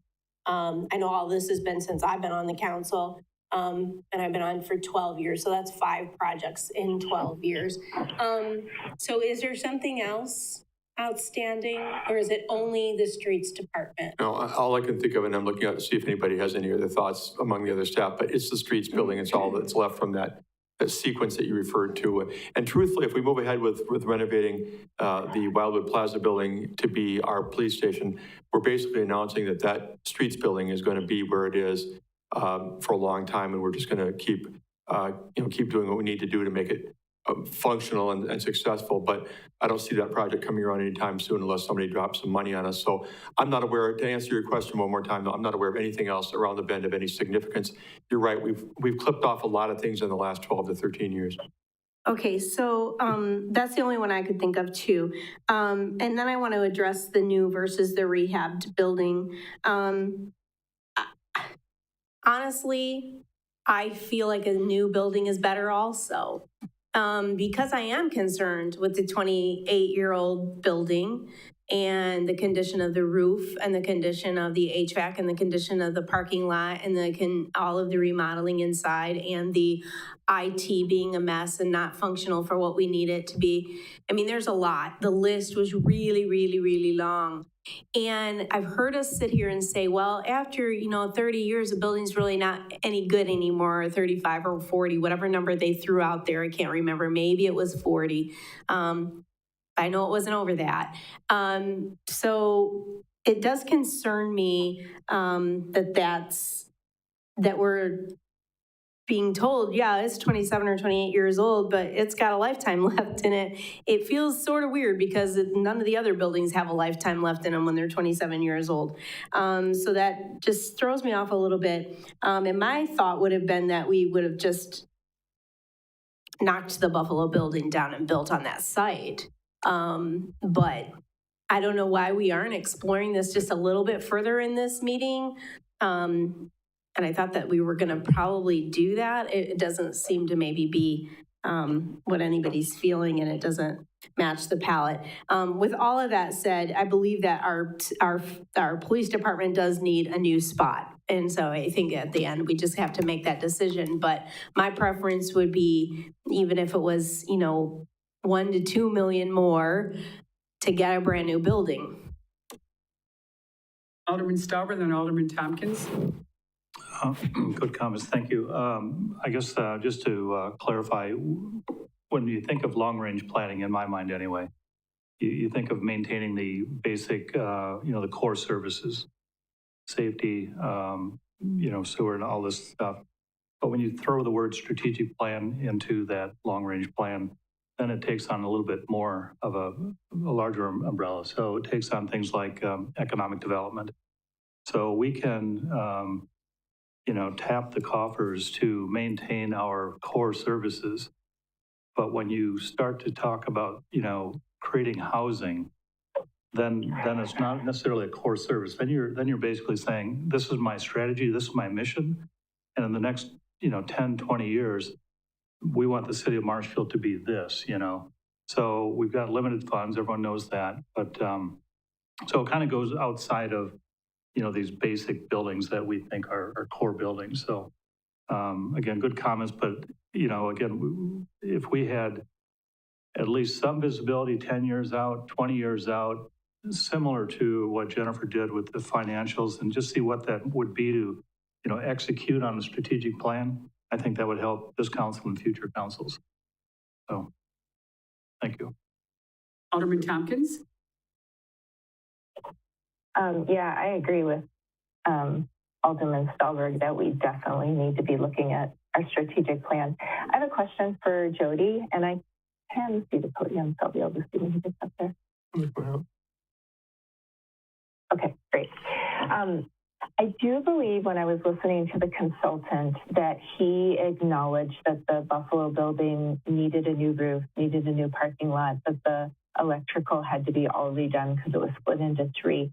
I got the impression that basically it was going to go down to a shell and then be rebuilt from the inside, plus add a garage. Is that the right impression that I'm getting? Yeah, he actually even mentioned, if I remember correctly, insulation and those sorts of things too. So it was going to go down. Now, obviously, we would reuse what we could, but the thought was that the benefit was the actual block building. That wouldn't be much different. Mm-hmm. We built one today. So that was where he thought the value was. And so, in a sense, and this would be more for Jennifer, the reason that we sort of had a $10 million cap was that was sort of as much as we could do. Is that correct for our borrowing and for our, am I right on that? The $10 million number comes into play with borrowing is that when we go over that for public purposes, it can become a taxable bond, which makes it more expensive in the marketplace. So throwing a $10 million building out there when our CIP was at $4.5 million, trying to spread that cost over 2 borrowings puts us at $10 million borrowings over 2 years. Okay. So I too would, in an ideal world, it would be lovely to build new, but I think that we are sort of capped at our borrowing at 10 million. Plus we're going to the plan would be to take this building down to the blocks and sort of rebuild it. I think that's the best we can do for what we have financially. I think it still meets the need of giving the police station space. Thank you. Just a couple of comments if I can make them. One goes back to much earlier in the meeting. I want to kind of echo what Councilmember Wagner said at one point regarding the consultant's view of the Baltus building. We talked only a couple months ago about a comment we got from our consultant, Jackie from Vanderwall, about her concerns with the location that was being suggested for the bathroom on Winslow Family Plaza being next to the pergola, that could have an impact on the West 2nd Street corridor. We'll take that and magnify it times 100 the way she feels about the Baltus building, that building needs to go if in fact we're going to be able to do what we want to do going west of Chestnut to make that entryway into the kind of development we're looking to do. She's very excited about Weinbrenner, that we're on the threshold potentially of making that agreement come to pass, but that Baltus building is seen as a real negative by the consulting firm in terms of the future of the redevelopment over there. The next thing I want to touch on is what Councilmember Spiro said a minute ago. I know what you're saying about maybe building new. I respect what Councilmember Stauber is saying as well. But from my perspective, if we were going to build new, I don't think we'd rebuild new on that site. I don't think we'd knock down the existing building and build on that site. It works the way it is right now, but the site, we have some challenges we're working with in terms of setbacks from nearby property owners. I think we'd look at some other city properties that the city owns as potential. That building, if we don't use it for a police station, has some commercial value. And, I've had inquiries from a number of people about that building. And I think it'd be very possible if we weren't going to use it for a public facility to find a buyer for a tax-paying business in that location. And that's what I would actually recommend if that day ever came. The other thing I want to touch on is what Councilmember Stauber was saying about remodeling it. And oftentimes this may sound like apples to oranges, but as far as what you get when you remodel. But I do remember back maybe whatever it was, 2015, 2016, hearing the talk about taking the old library and remodeling that to be a community center. And I remember thinking to myself, I can't picture that. I can't picture that becoming a nice project. What in the world is that going to look like as a community center? We spent less than I thought we would, and it turned out really, really nice. So sometimes taking buildings and renovating them is a good idea. Sometimes it's not. I'm not discounting what you're saying at all. Not a bit. I'm just saying that there's potential there, and you have to look at each case individually. Alderman Spiros? So just a couple of follow-ups. What is the value of the old police station, which I assume would also have a commercial value? Have we had that appraised? No, that's what I was saying earlier. We could get an appraiser to give us a value on that. Currently, as a city-owned building, obviously it's not on the tax bill. It's not anywhere reference of value for it. But we did do that with the old City Hall kitty corner from here before we sold it. And that helped us set the price for what we ultimately got from the buyers. If that's where the council is looking at going, I could contact the people who are in Wausau. We're very good at that and engage them. Yeah. The way I was saying that I've already made an initial contact for the value of the Buffalo building, if in fact we end up using that for something other than a public facility. So can you tell us what the value of the Buffalo building is? I can't. That's what I would have the appraiser do if in fact we're going to go that direction. I believe at one time it was being marketed for $1.2 million. We obviously got it gifted to us, so I'm not sure if that was a price that someone would actually have paid or not.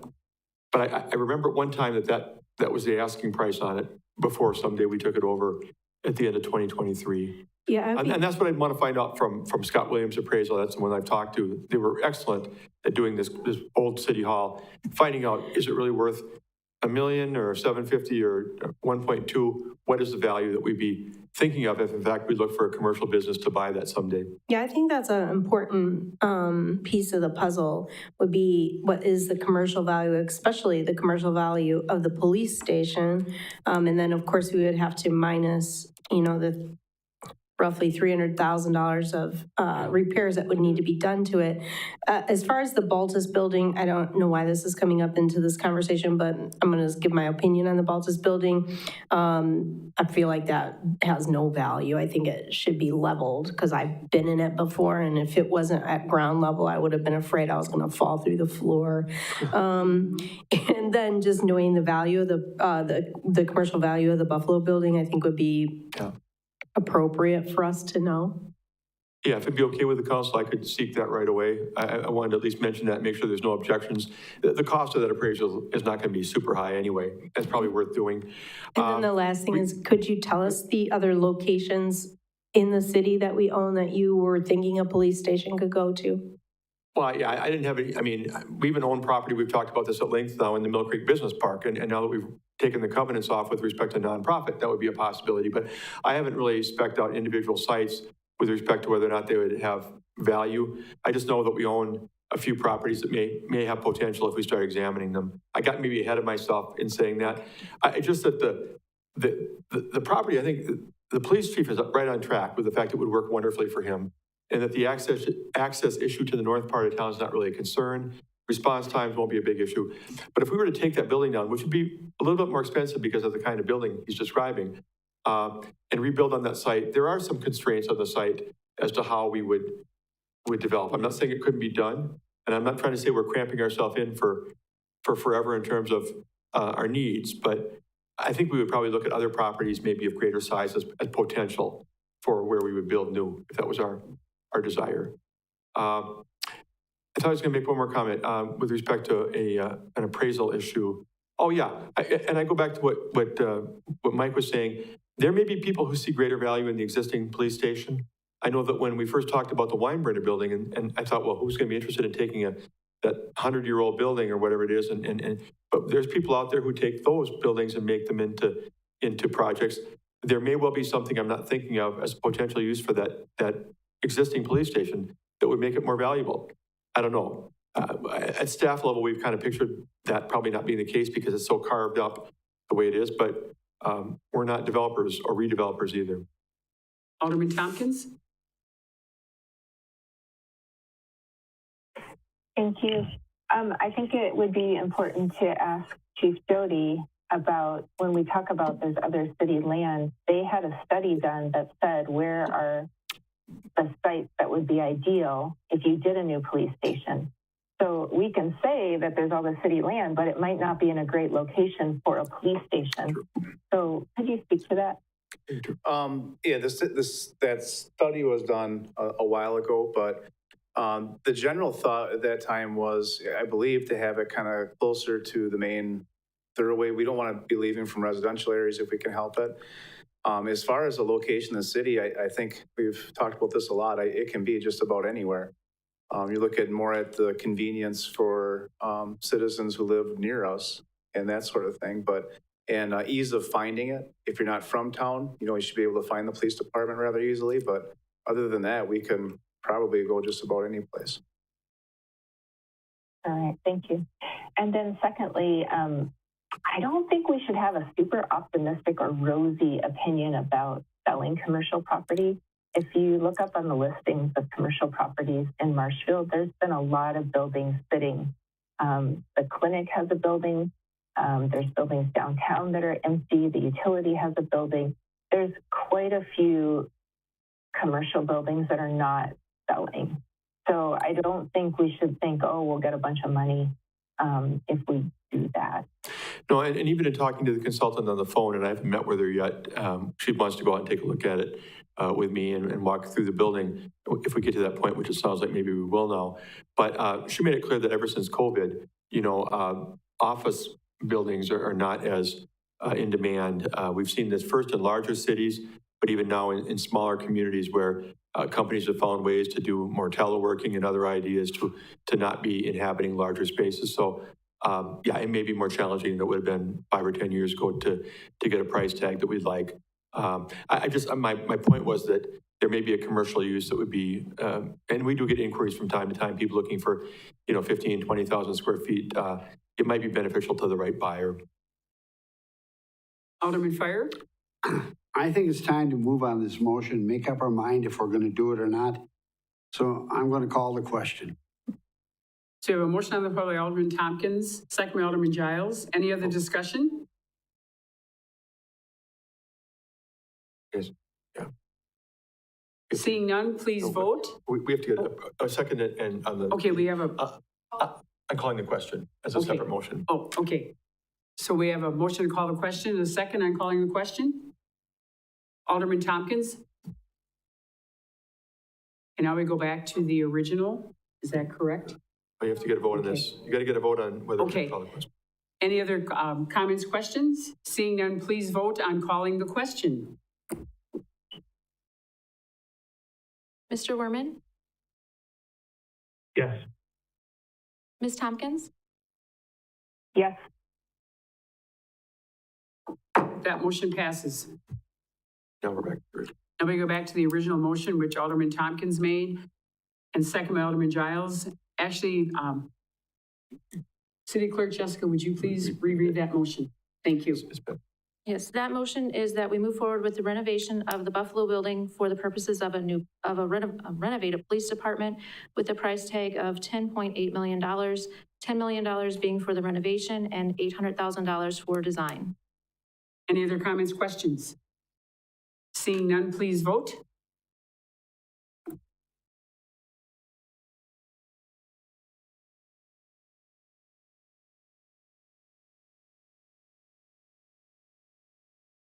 Mr. Werman? Yes. Ms. Tompkins? Yes. That motion passes.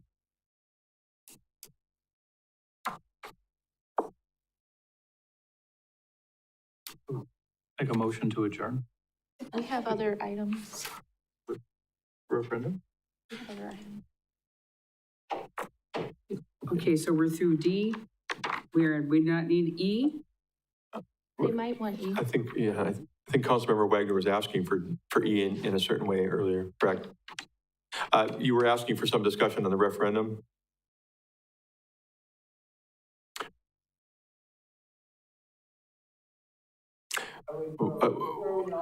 I don't think the approved motion actually called for a specific funding source, did it, or did it? It did not. It did not. So the referendum is a pertinent question as it is on the agenda, So we're up to item E. correct? Alderman Wagner. Would you turn your mic on, please? Would you turn your mic on? That'd be great, thank you.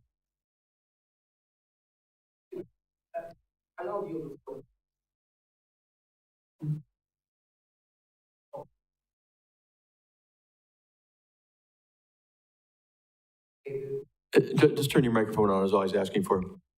Thank you. Yep. Okay, so I would make a motion that we proceed with that we, if I can remember all the things Jessica had it down as.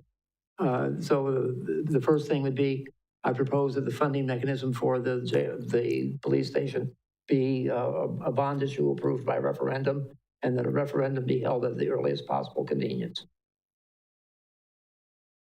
Meaning November 5th? Yeah, I would think so. That'd be the first one we could do. Well, yeah, you can't do it earlier than that. Yeah, November certainly. 5th. Yeah. Okay, thank you. Is there a second to that motion?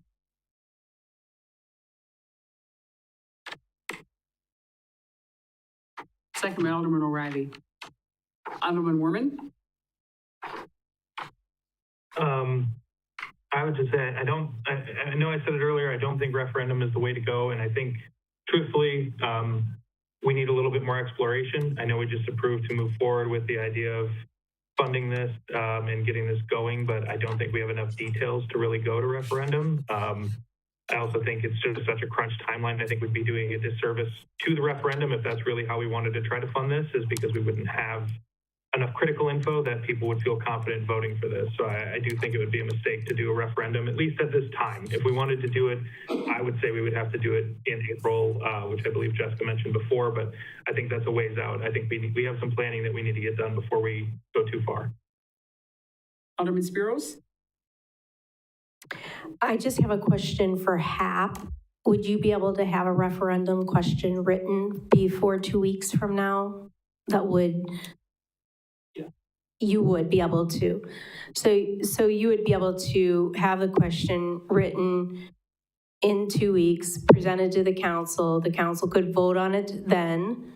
So this motion essentially does this, okay, I just answered my own question, never mind.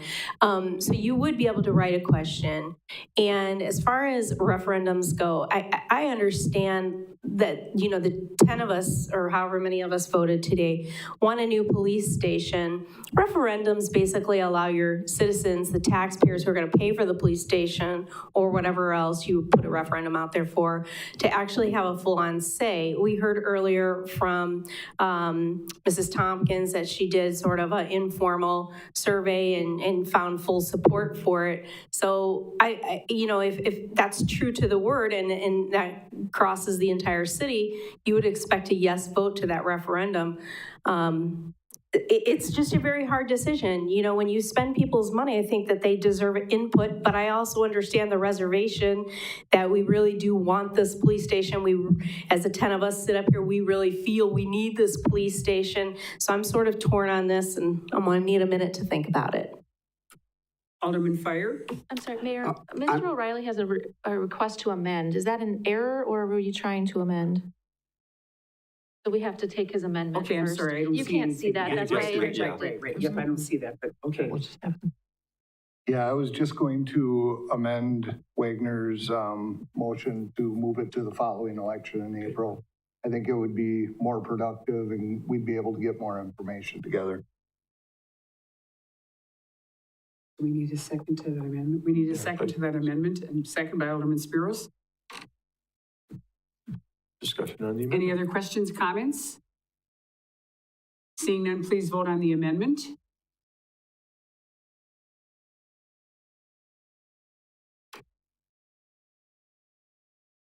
Mr. Werman? No. Ms. Tompkins? No. That amendment does not pass. Now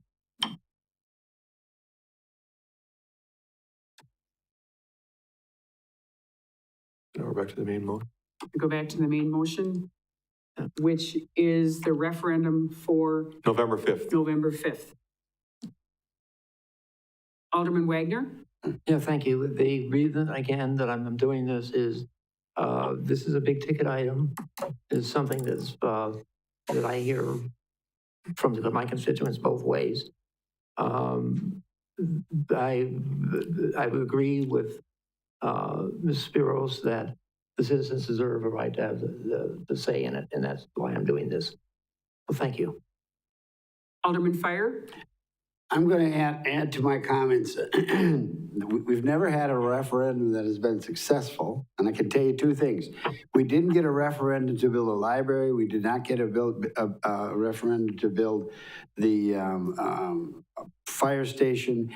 And the other question I got is if we go out there and say we're going to spend X number of dollars to build a police station, and it gets defeated, what happens when we want to do something to our present one? Do you kill the whole concept of doing anything for the police department? You might be putting the cart way before the horse.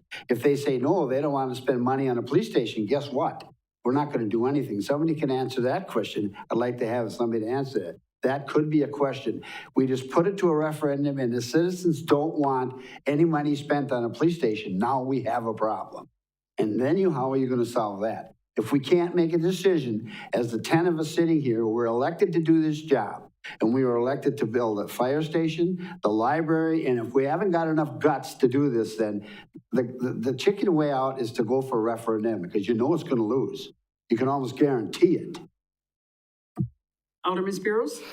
Yeah, so a couple of different things. Again, I'm just trying to think this through in my head. I do believe that people deserve a right to vote. And I'm just wondering, did we go to referendum for the library or for the fire department? No. So we don't know that those would have not passed because we didn't go to referendum. So I think that's an important point to make here. We didn't go to referendum, so we don't know if they would have passed or failed. And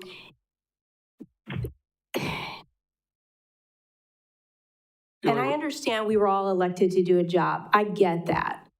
But we're elected to represent a huge group of people. And I don't think anybody here sitting here can say they've talked to more than 50 people in their district about this fire department. And your district's way bigger than 50 people. And I don't think that one single person here can say they talked to more than 50 people in their district. So that is why referendums exist, is so that the people can weigh in on whether they really want to spend that money. Again, I am very torn over this issue, and I don't think it's a chicken way out. I think it's a respectful way. It's a respect thing for your voters and for their money and for their where they want to see their community and where they want their money spent. I don't call it a chicken way out at all. I call it a respect thing. Alderman Wagner? Thank you again. Two things. Number one is the proposal on the library was quite a bit different than we can do or would do here. And that was that we were presented with a request for, I think, $5 million for the library, which Mrs. Spiros' husband voted for. It was with the understanding that we would not exceed that amount. And the other part of it was there was privately raised $3 million for that. And basically it was, if you can get the $3 million to do this and use R5, we're going to have a great project. And we did. It turned out pretty good. The other thing is about Mr. Fryer's comment that we have a job here and we need to do it. We are to, you're right, Mike, we are. We're here to, we're here to serve the public, but it's with the consent of the government, consent of the governed, I'm sorry. So that is, they deserve a say in this if we're going to ask them to open their wallets. And it sounds to me like in the next couple of years, we're going to ask them to take out their wallets a few times. So I want to give them the opportunity to say no. And if they say no to one, we'll come back with something else. So that's how we've always done it. That's what we've always done to give the populace, give the people the assurance that we understand their situation and we are not leaving them out of the say into whether or not it should happen. And with that, I yield the floor and call the question. Okay,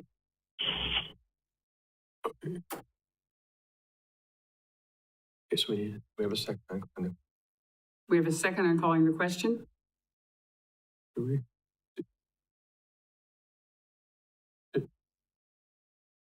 I do not see a second on calling the question. They get everybody confused. Just calling for a vote.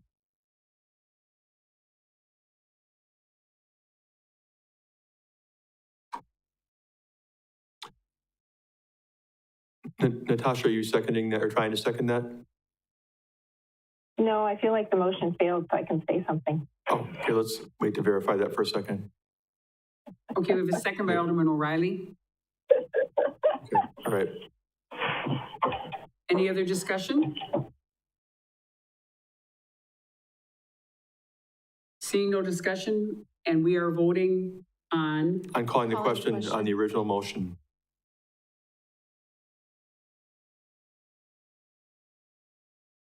Mr. Werman? Yes. Ms. Tompkins?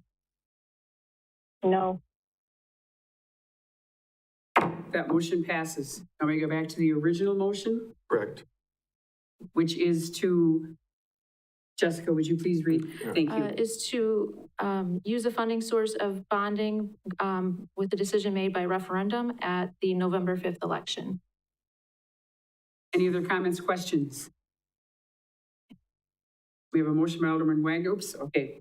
We have the motion on the floor in a second, and please vote.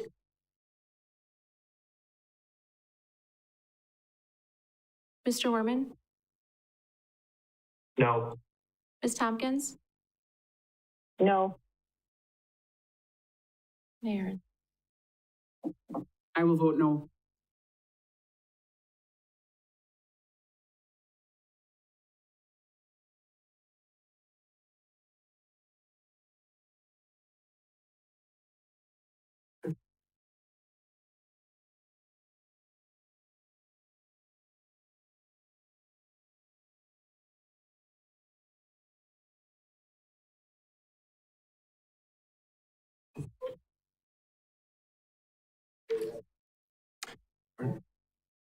We're close. We're close.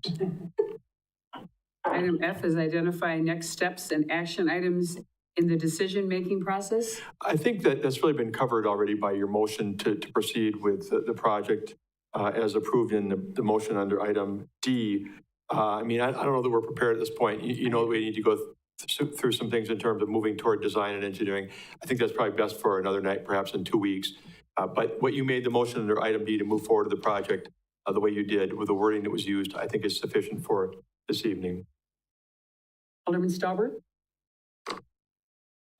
Thank you. I'm just wondering if we should vet out a little bit more of the option of a new station, greenfield. It's not going to take much time, and I would feel comfortable if we at least ruled that one out.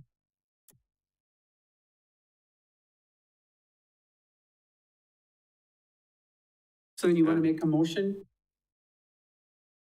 to see if we I want guess to? I'm considering this as part of the process. You know, if we're moving ahead with this renovation concept, Steve, you had some ideas on possible green space. I would just like to know that we've at least explored those options a little bit more than what's been said tonight. Yeah, go ahead. So just confirming through the clerk, I think the motion was to renovate and it was within that dollar limit. You sort of already decided this. I don't think you can go back now after having voted that to renovate it or to talk about vetting that. Now you could,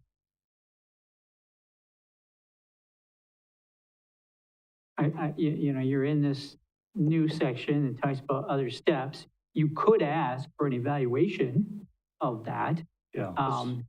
And yeah, I suppose you could bring a motion to say, before you spend anything further, that we evaluate this and come back with a report. But you have, at this point, approved the renovation process at the dollar amount that was indicated. Okay, so I'll make a motion that we at least vet out the option of new construction a little bit more thoroughly. Is there a second to that motion? Second by Alderman Spiros. Any other comments, questions? Alderman Tompkins? I'm just wondering how much that would cost. If we, do we have a budget to do that? To ask a consultant, or are we just planning to ask the same consultant? Let's say that it would be on different land. Like I know that Mr. Werman had said that if it was fresh land, it would need to go through various studies. So I'm just wondering if this is a request that might be expensive. Yeah, I'd like to address that too. I think if we're talking about on the same site, I think the consultant has already given us his best estimate of what it would cost to build on the property at 2504 South Central after tearing down the old building. If it's looking at other properties that the city may own, it would be trying to determine what those properties are. Do they have issues with, stormwater or utility access or whatever it is? So I guess I'm not against your motion. The way it just will need more clarification ultimately on what we're evaluating and whether or not it requires outside consulting assistance or whether it's something we can do in-house. Any other questions, comments? Alderman Stauber?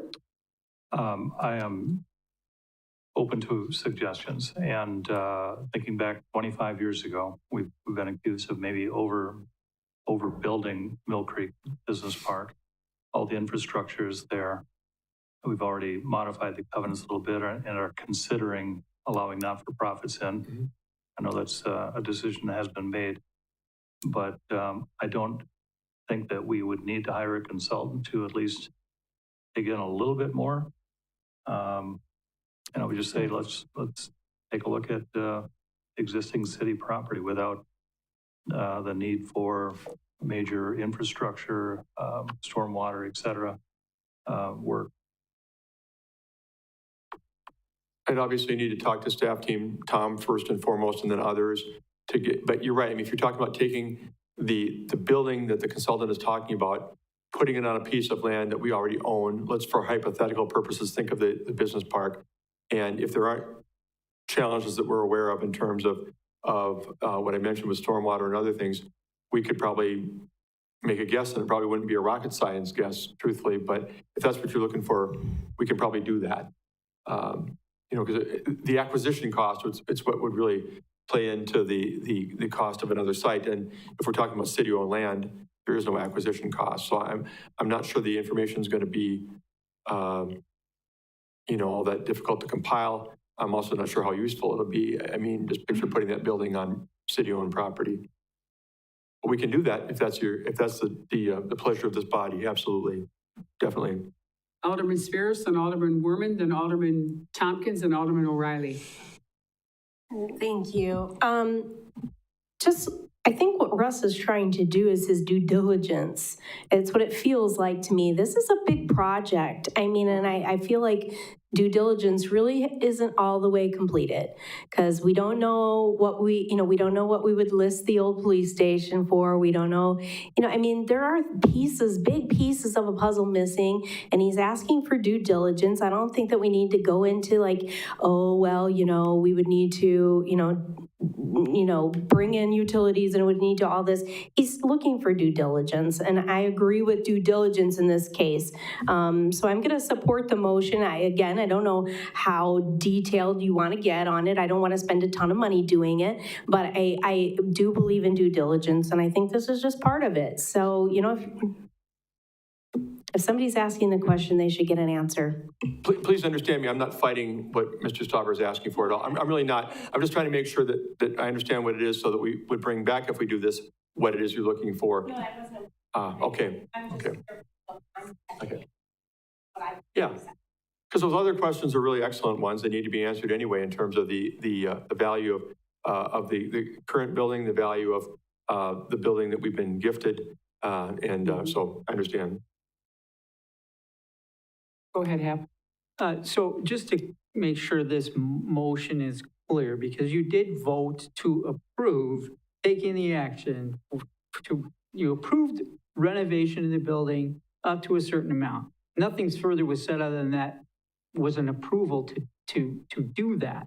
There was no specific action. In fact, the way the agenda read, the next step was going to talk about what your next steps are going to be.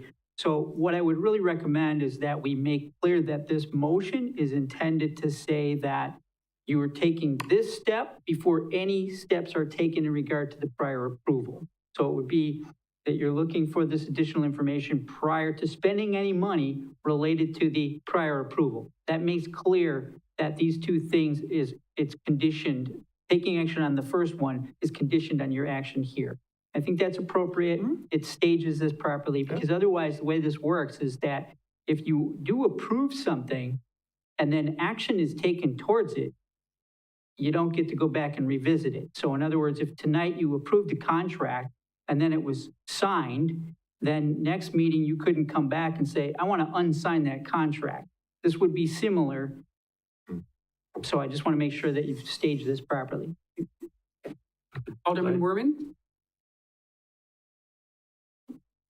Thank you. Yeah, I was going to make a similar comment, and then I was going to suggest, because Russ was looking for any suggestions, maybe a simplification of what we're looking for, in the sense of maybe we just want to have a list of properties brought forward by administration to just say, here are the potential areas where we could have a police building. And I would say maybe the best thing to do would be to look at what the developers initially provided.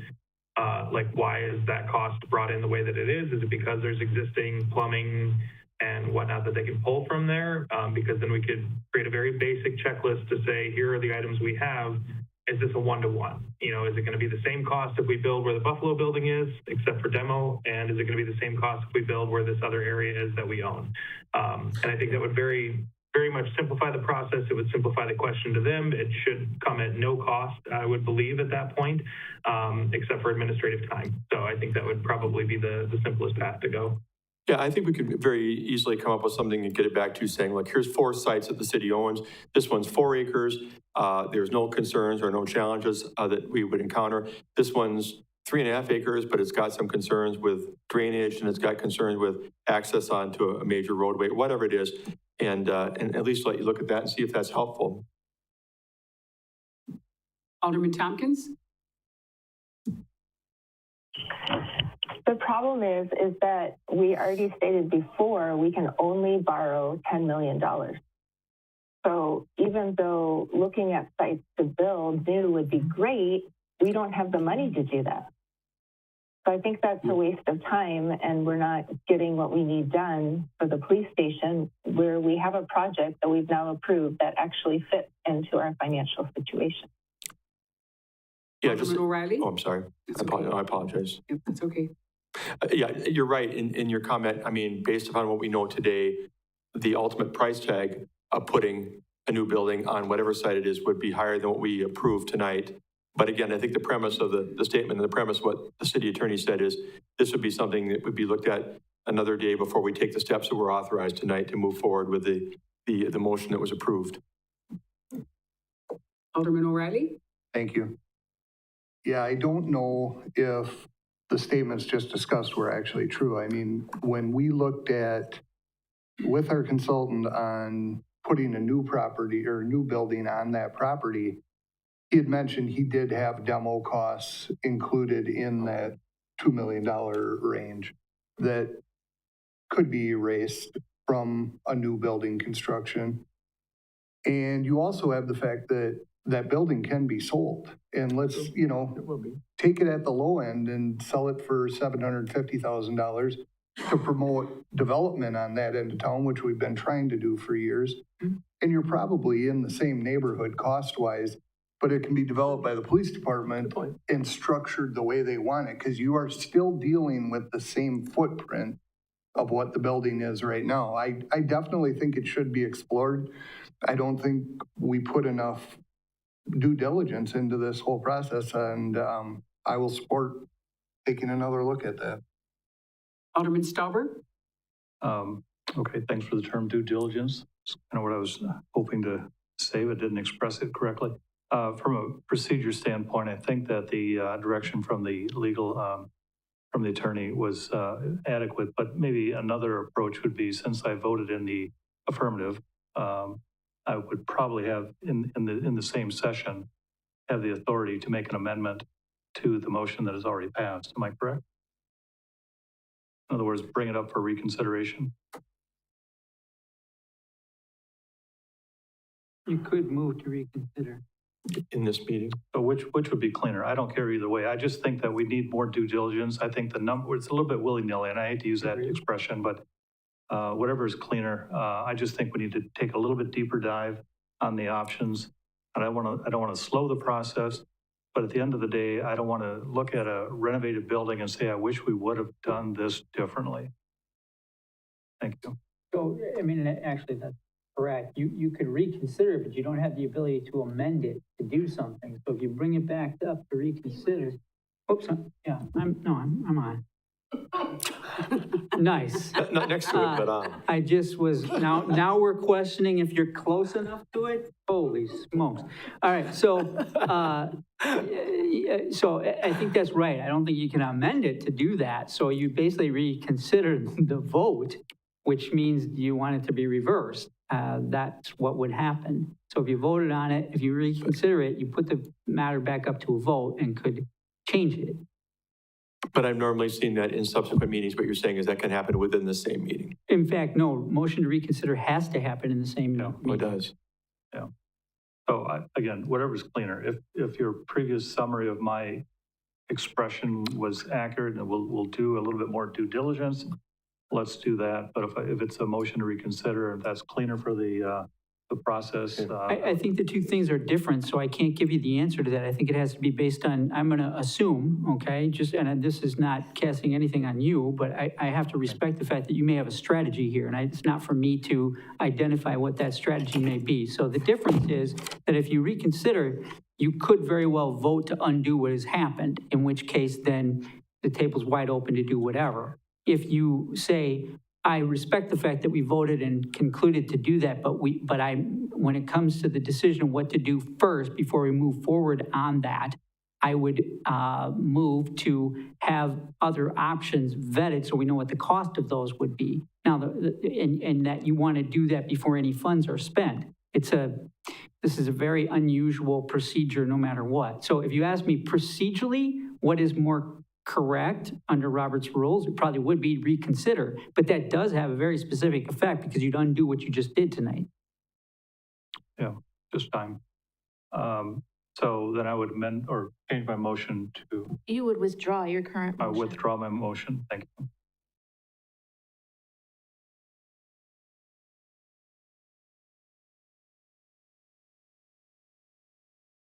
Well, am I free to make a motion now? Waiting for the board to catch up. I'll make a motion to reconsider.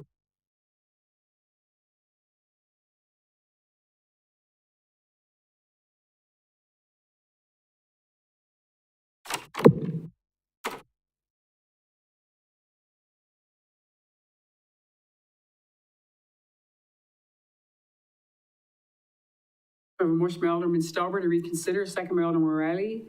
Alderman Spiros? So the reconsider is just to explore a few more options, bring it back, basically looking at. No? The reconsider is to just totally remove it, and then he'd have to make another motion to say he wants to explore. Okay, gotcha. That's what I was trying to clarify. Yep. Alderman Werman? So I have a couple concerns with the reconsideration, and it's not that I don't want to explore other options if we can, but I mean, for one, I feel like we do this a lot. We spin our wheels a lot, and we do a lot of pre-work, and then we double back on it in a moment of panic. So we did a couple of conceptual plans where we looked at new buildings and renovating this existing building for this exact purpose. And now we finally decided to move forward with renovations because of the potential of saving about $5 million. Now, I know that number could fluctuate, but most of the talk I heard here tonight was about saving tax dollars or giving people the right to vote on said tax dollars and stuff. And now it seems like we're going back to spend more money to look at other options and then possibly spend more money to do a new building. Not saying I wouldn't want a new building. I just think in a time where we have the opportunity to capitalize on situations like this, it would be wise to. Again, I'm not going to say I'm opposed. I just feel like there's that running joke that nothing gets done in government, and I feel like that's exactly what we're doing. Like, we've been talking about this for a year. We went through all the pre-work. We did the necessary conceptual designs, came up with our options. Now we're ready to move forward to the next step to finally get some solidified numbers and like a real set of drawings and really work with what the police department wants. And now it's like, let's scrap all that and let's just kind of restart and, look at other options again. So I hate the idea that we're following that trope. I would really like to see us move forward with what I think is the best option. I would love a new building. I'm sure we all would, but when you have a great building like that, it's structurally sound right now, and you're basically just going to make it better. It just really sucks to kind of think, an additional $2 to $3 million. I mean, sure, that's going to be nothing in those tax dollars when we really look at it, but even if it's something, I mean, that's still, we're looking at a lower cost option right now. I just think we're taking the best route that we possibly can. So it kind of I don't like the idea that we're just going to throw all that away and kind of restart. We tend to spin our wheels a lot. And I mean, if anybody wants an example, the Wenzel Plaza bathrooms were a prime example of that. Whether or not you thought we were moving too fast or not, it doesn't matter. We spent a year and a half on that just to basically scrap the whole thing and say, let's just start a committee and go from there. So we do this a lot. I think we need to own the stuff that we spend money on. If we're really worried about spending money, then we shouldn't be doing a bunch of conceptual drawings and planning just to say, no, forget about that. I don't even know why we did it. So that would be my thought is that, we made a decision based on the research that we did. We should stick to that decision. Alderman Stauber?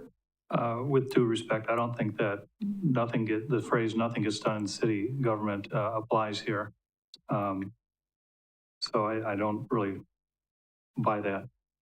We didn't do our due diligence. I don't feel we did. And when you've got engineering services that I called into question when the consultant was here, it didn't seem to make sense. The engineering services were exactly the same as I recall, whether it be new or renovated. It didn't seem to check, and I didn't get a good answer, but I didn't push it. And tonight we find that, we could do a renovated building for 3.5 million under what the consultant said we could. That just brings me back to the question is, what could that new building look like? And if we were to go to for example, saying, well, we want a new building for 10 million.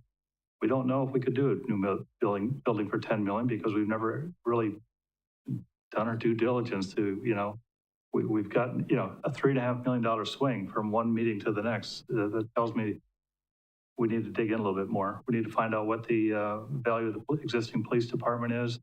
Need to find out, if we were to sell the Buffalo building, what that value would be. And if we're going to put this in just some city-owned property, would be Mill Creek or somewhere else. I just want to know that we've done the due diligence to do that. And I don't think that between now and the next meeting, it's going to be detrimental to the overall success of the project. Any other questions, comments? Seeing none, please vote. Just hang on before you do that. Sorry. Mike. Go ahead. Just to be clear what you're voting on, because this is a procedural question. You forced us to get books out and everything. Here's the thing. You're voting right now as to whether you're going to reconsider this. Assuming that passes, then the original question will be back before the body and you'll be voting on that. So the first question is, are we going to reconsider it? The second question then would be, if it's approved, that's the case. If it's defeated, you do nothing and you move on. Yeah, okay, understood. Any other comments, questions? Seeing none, please vote. Mr. Werman, No. Ms. Tompkins, No. Mayor, it's a tie. I vote no.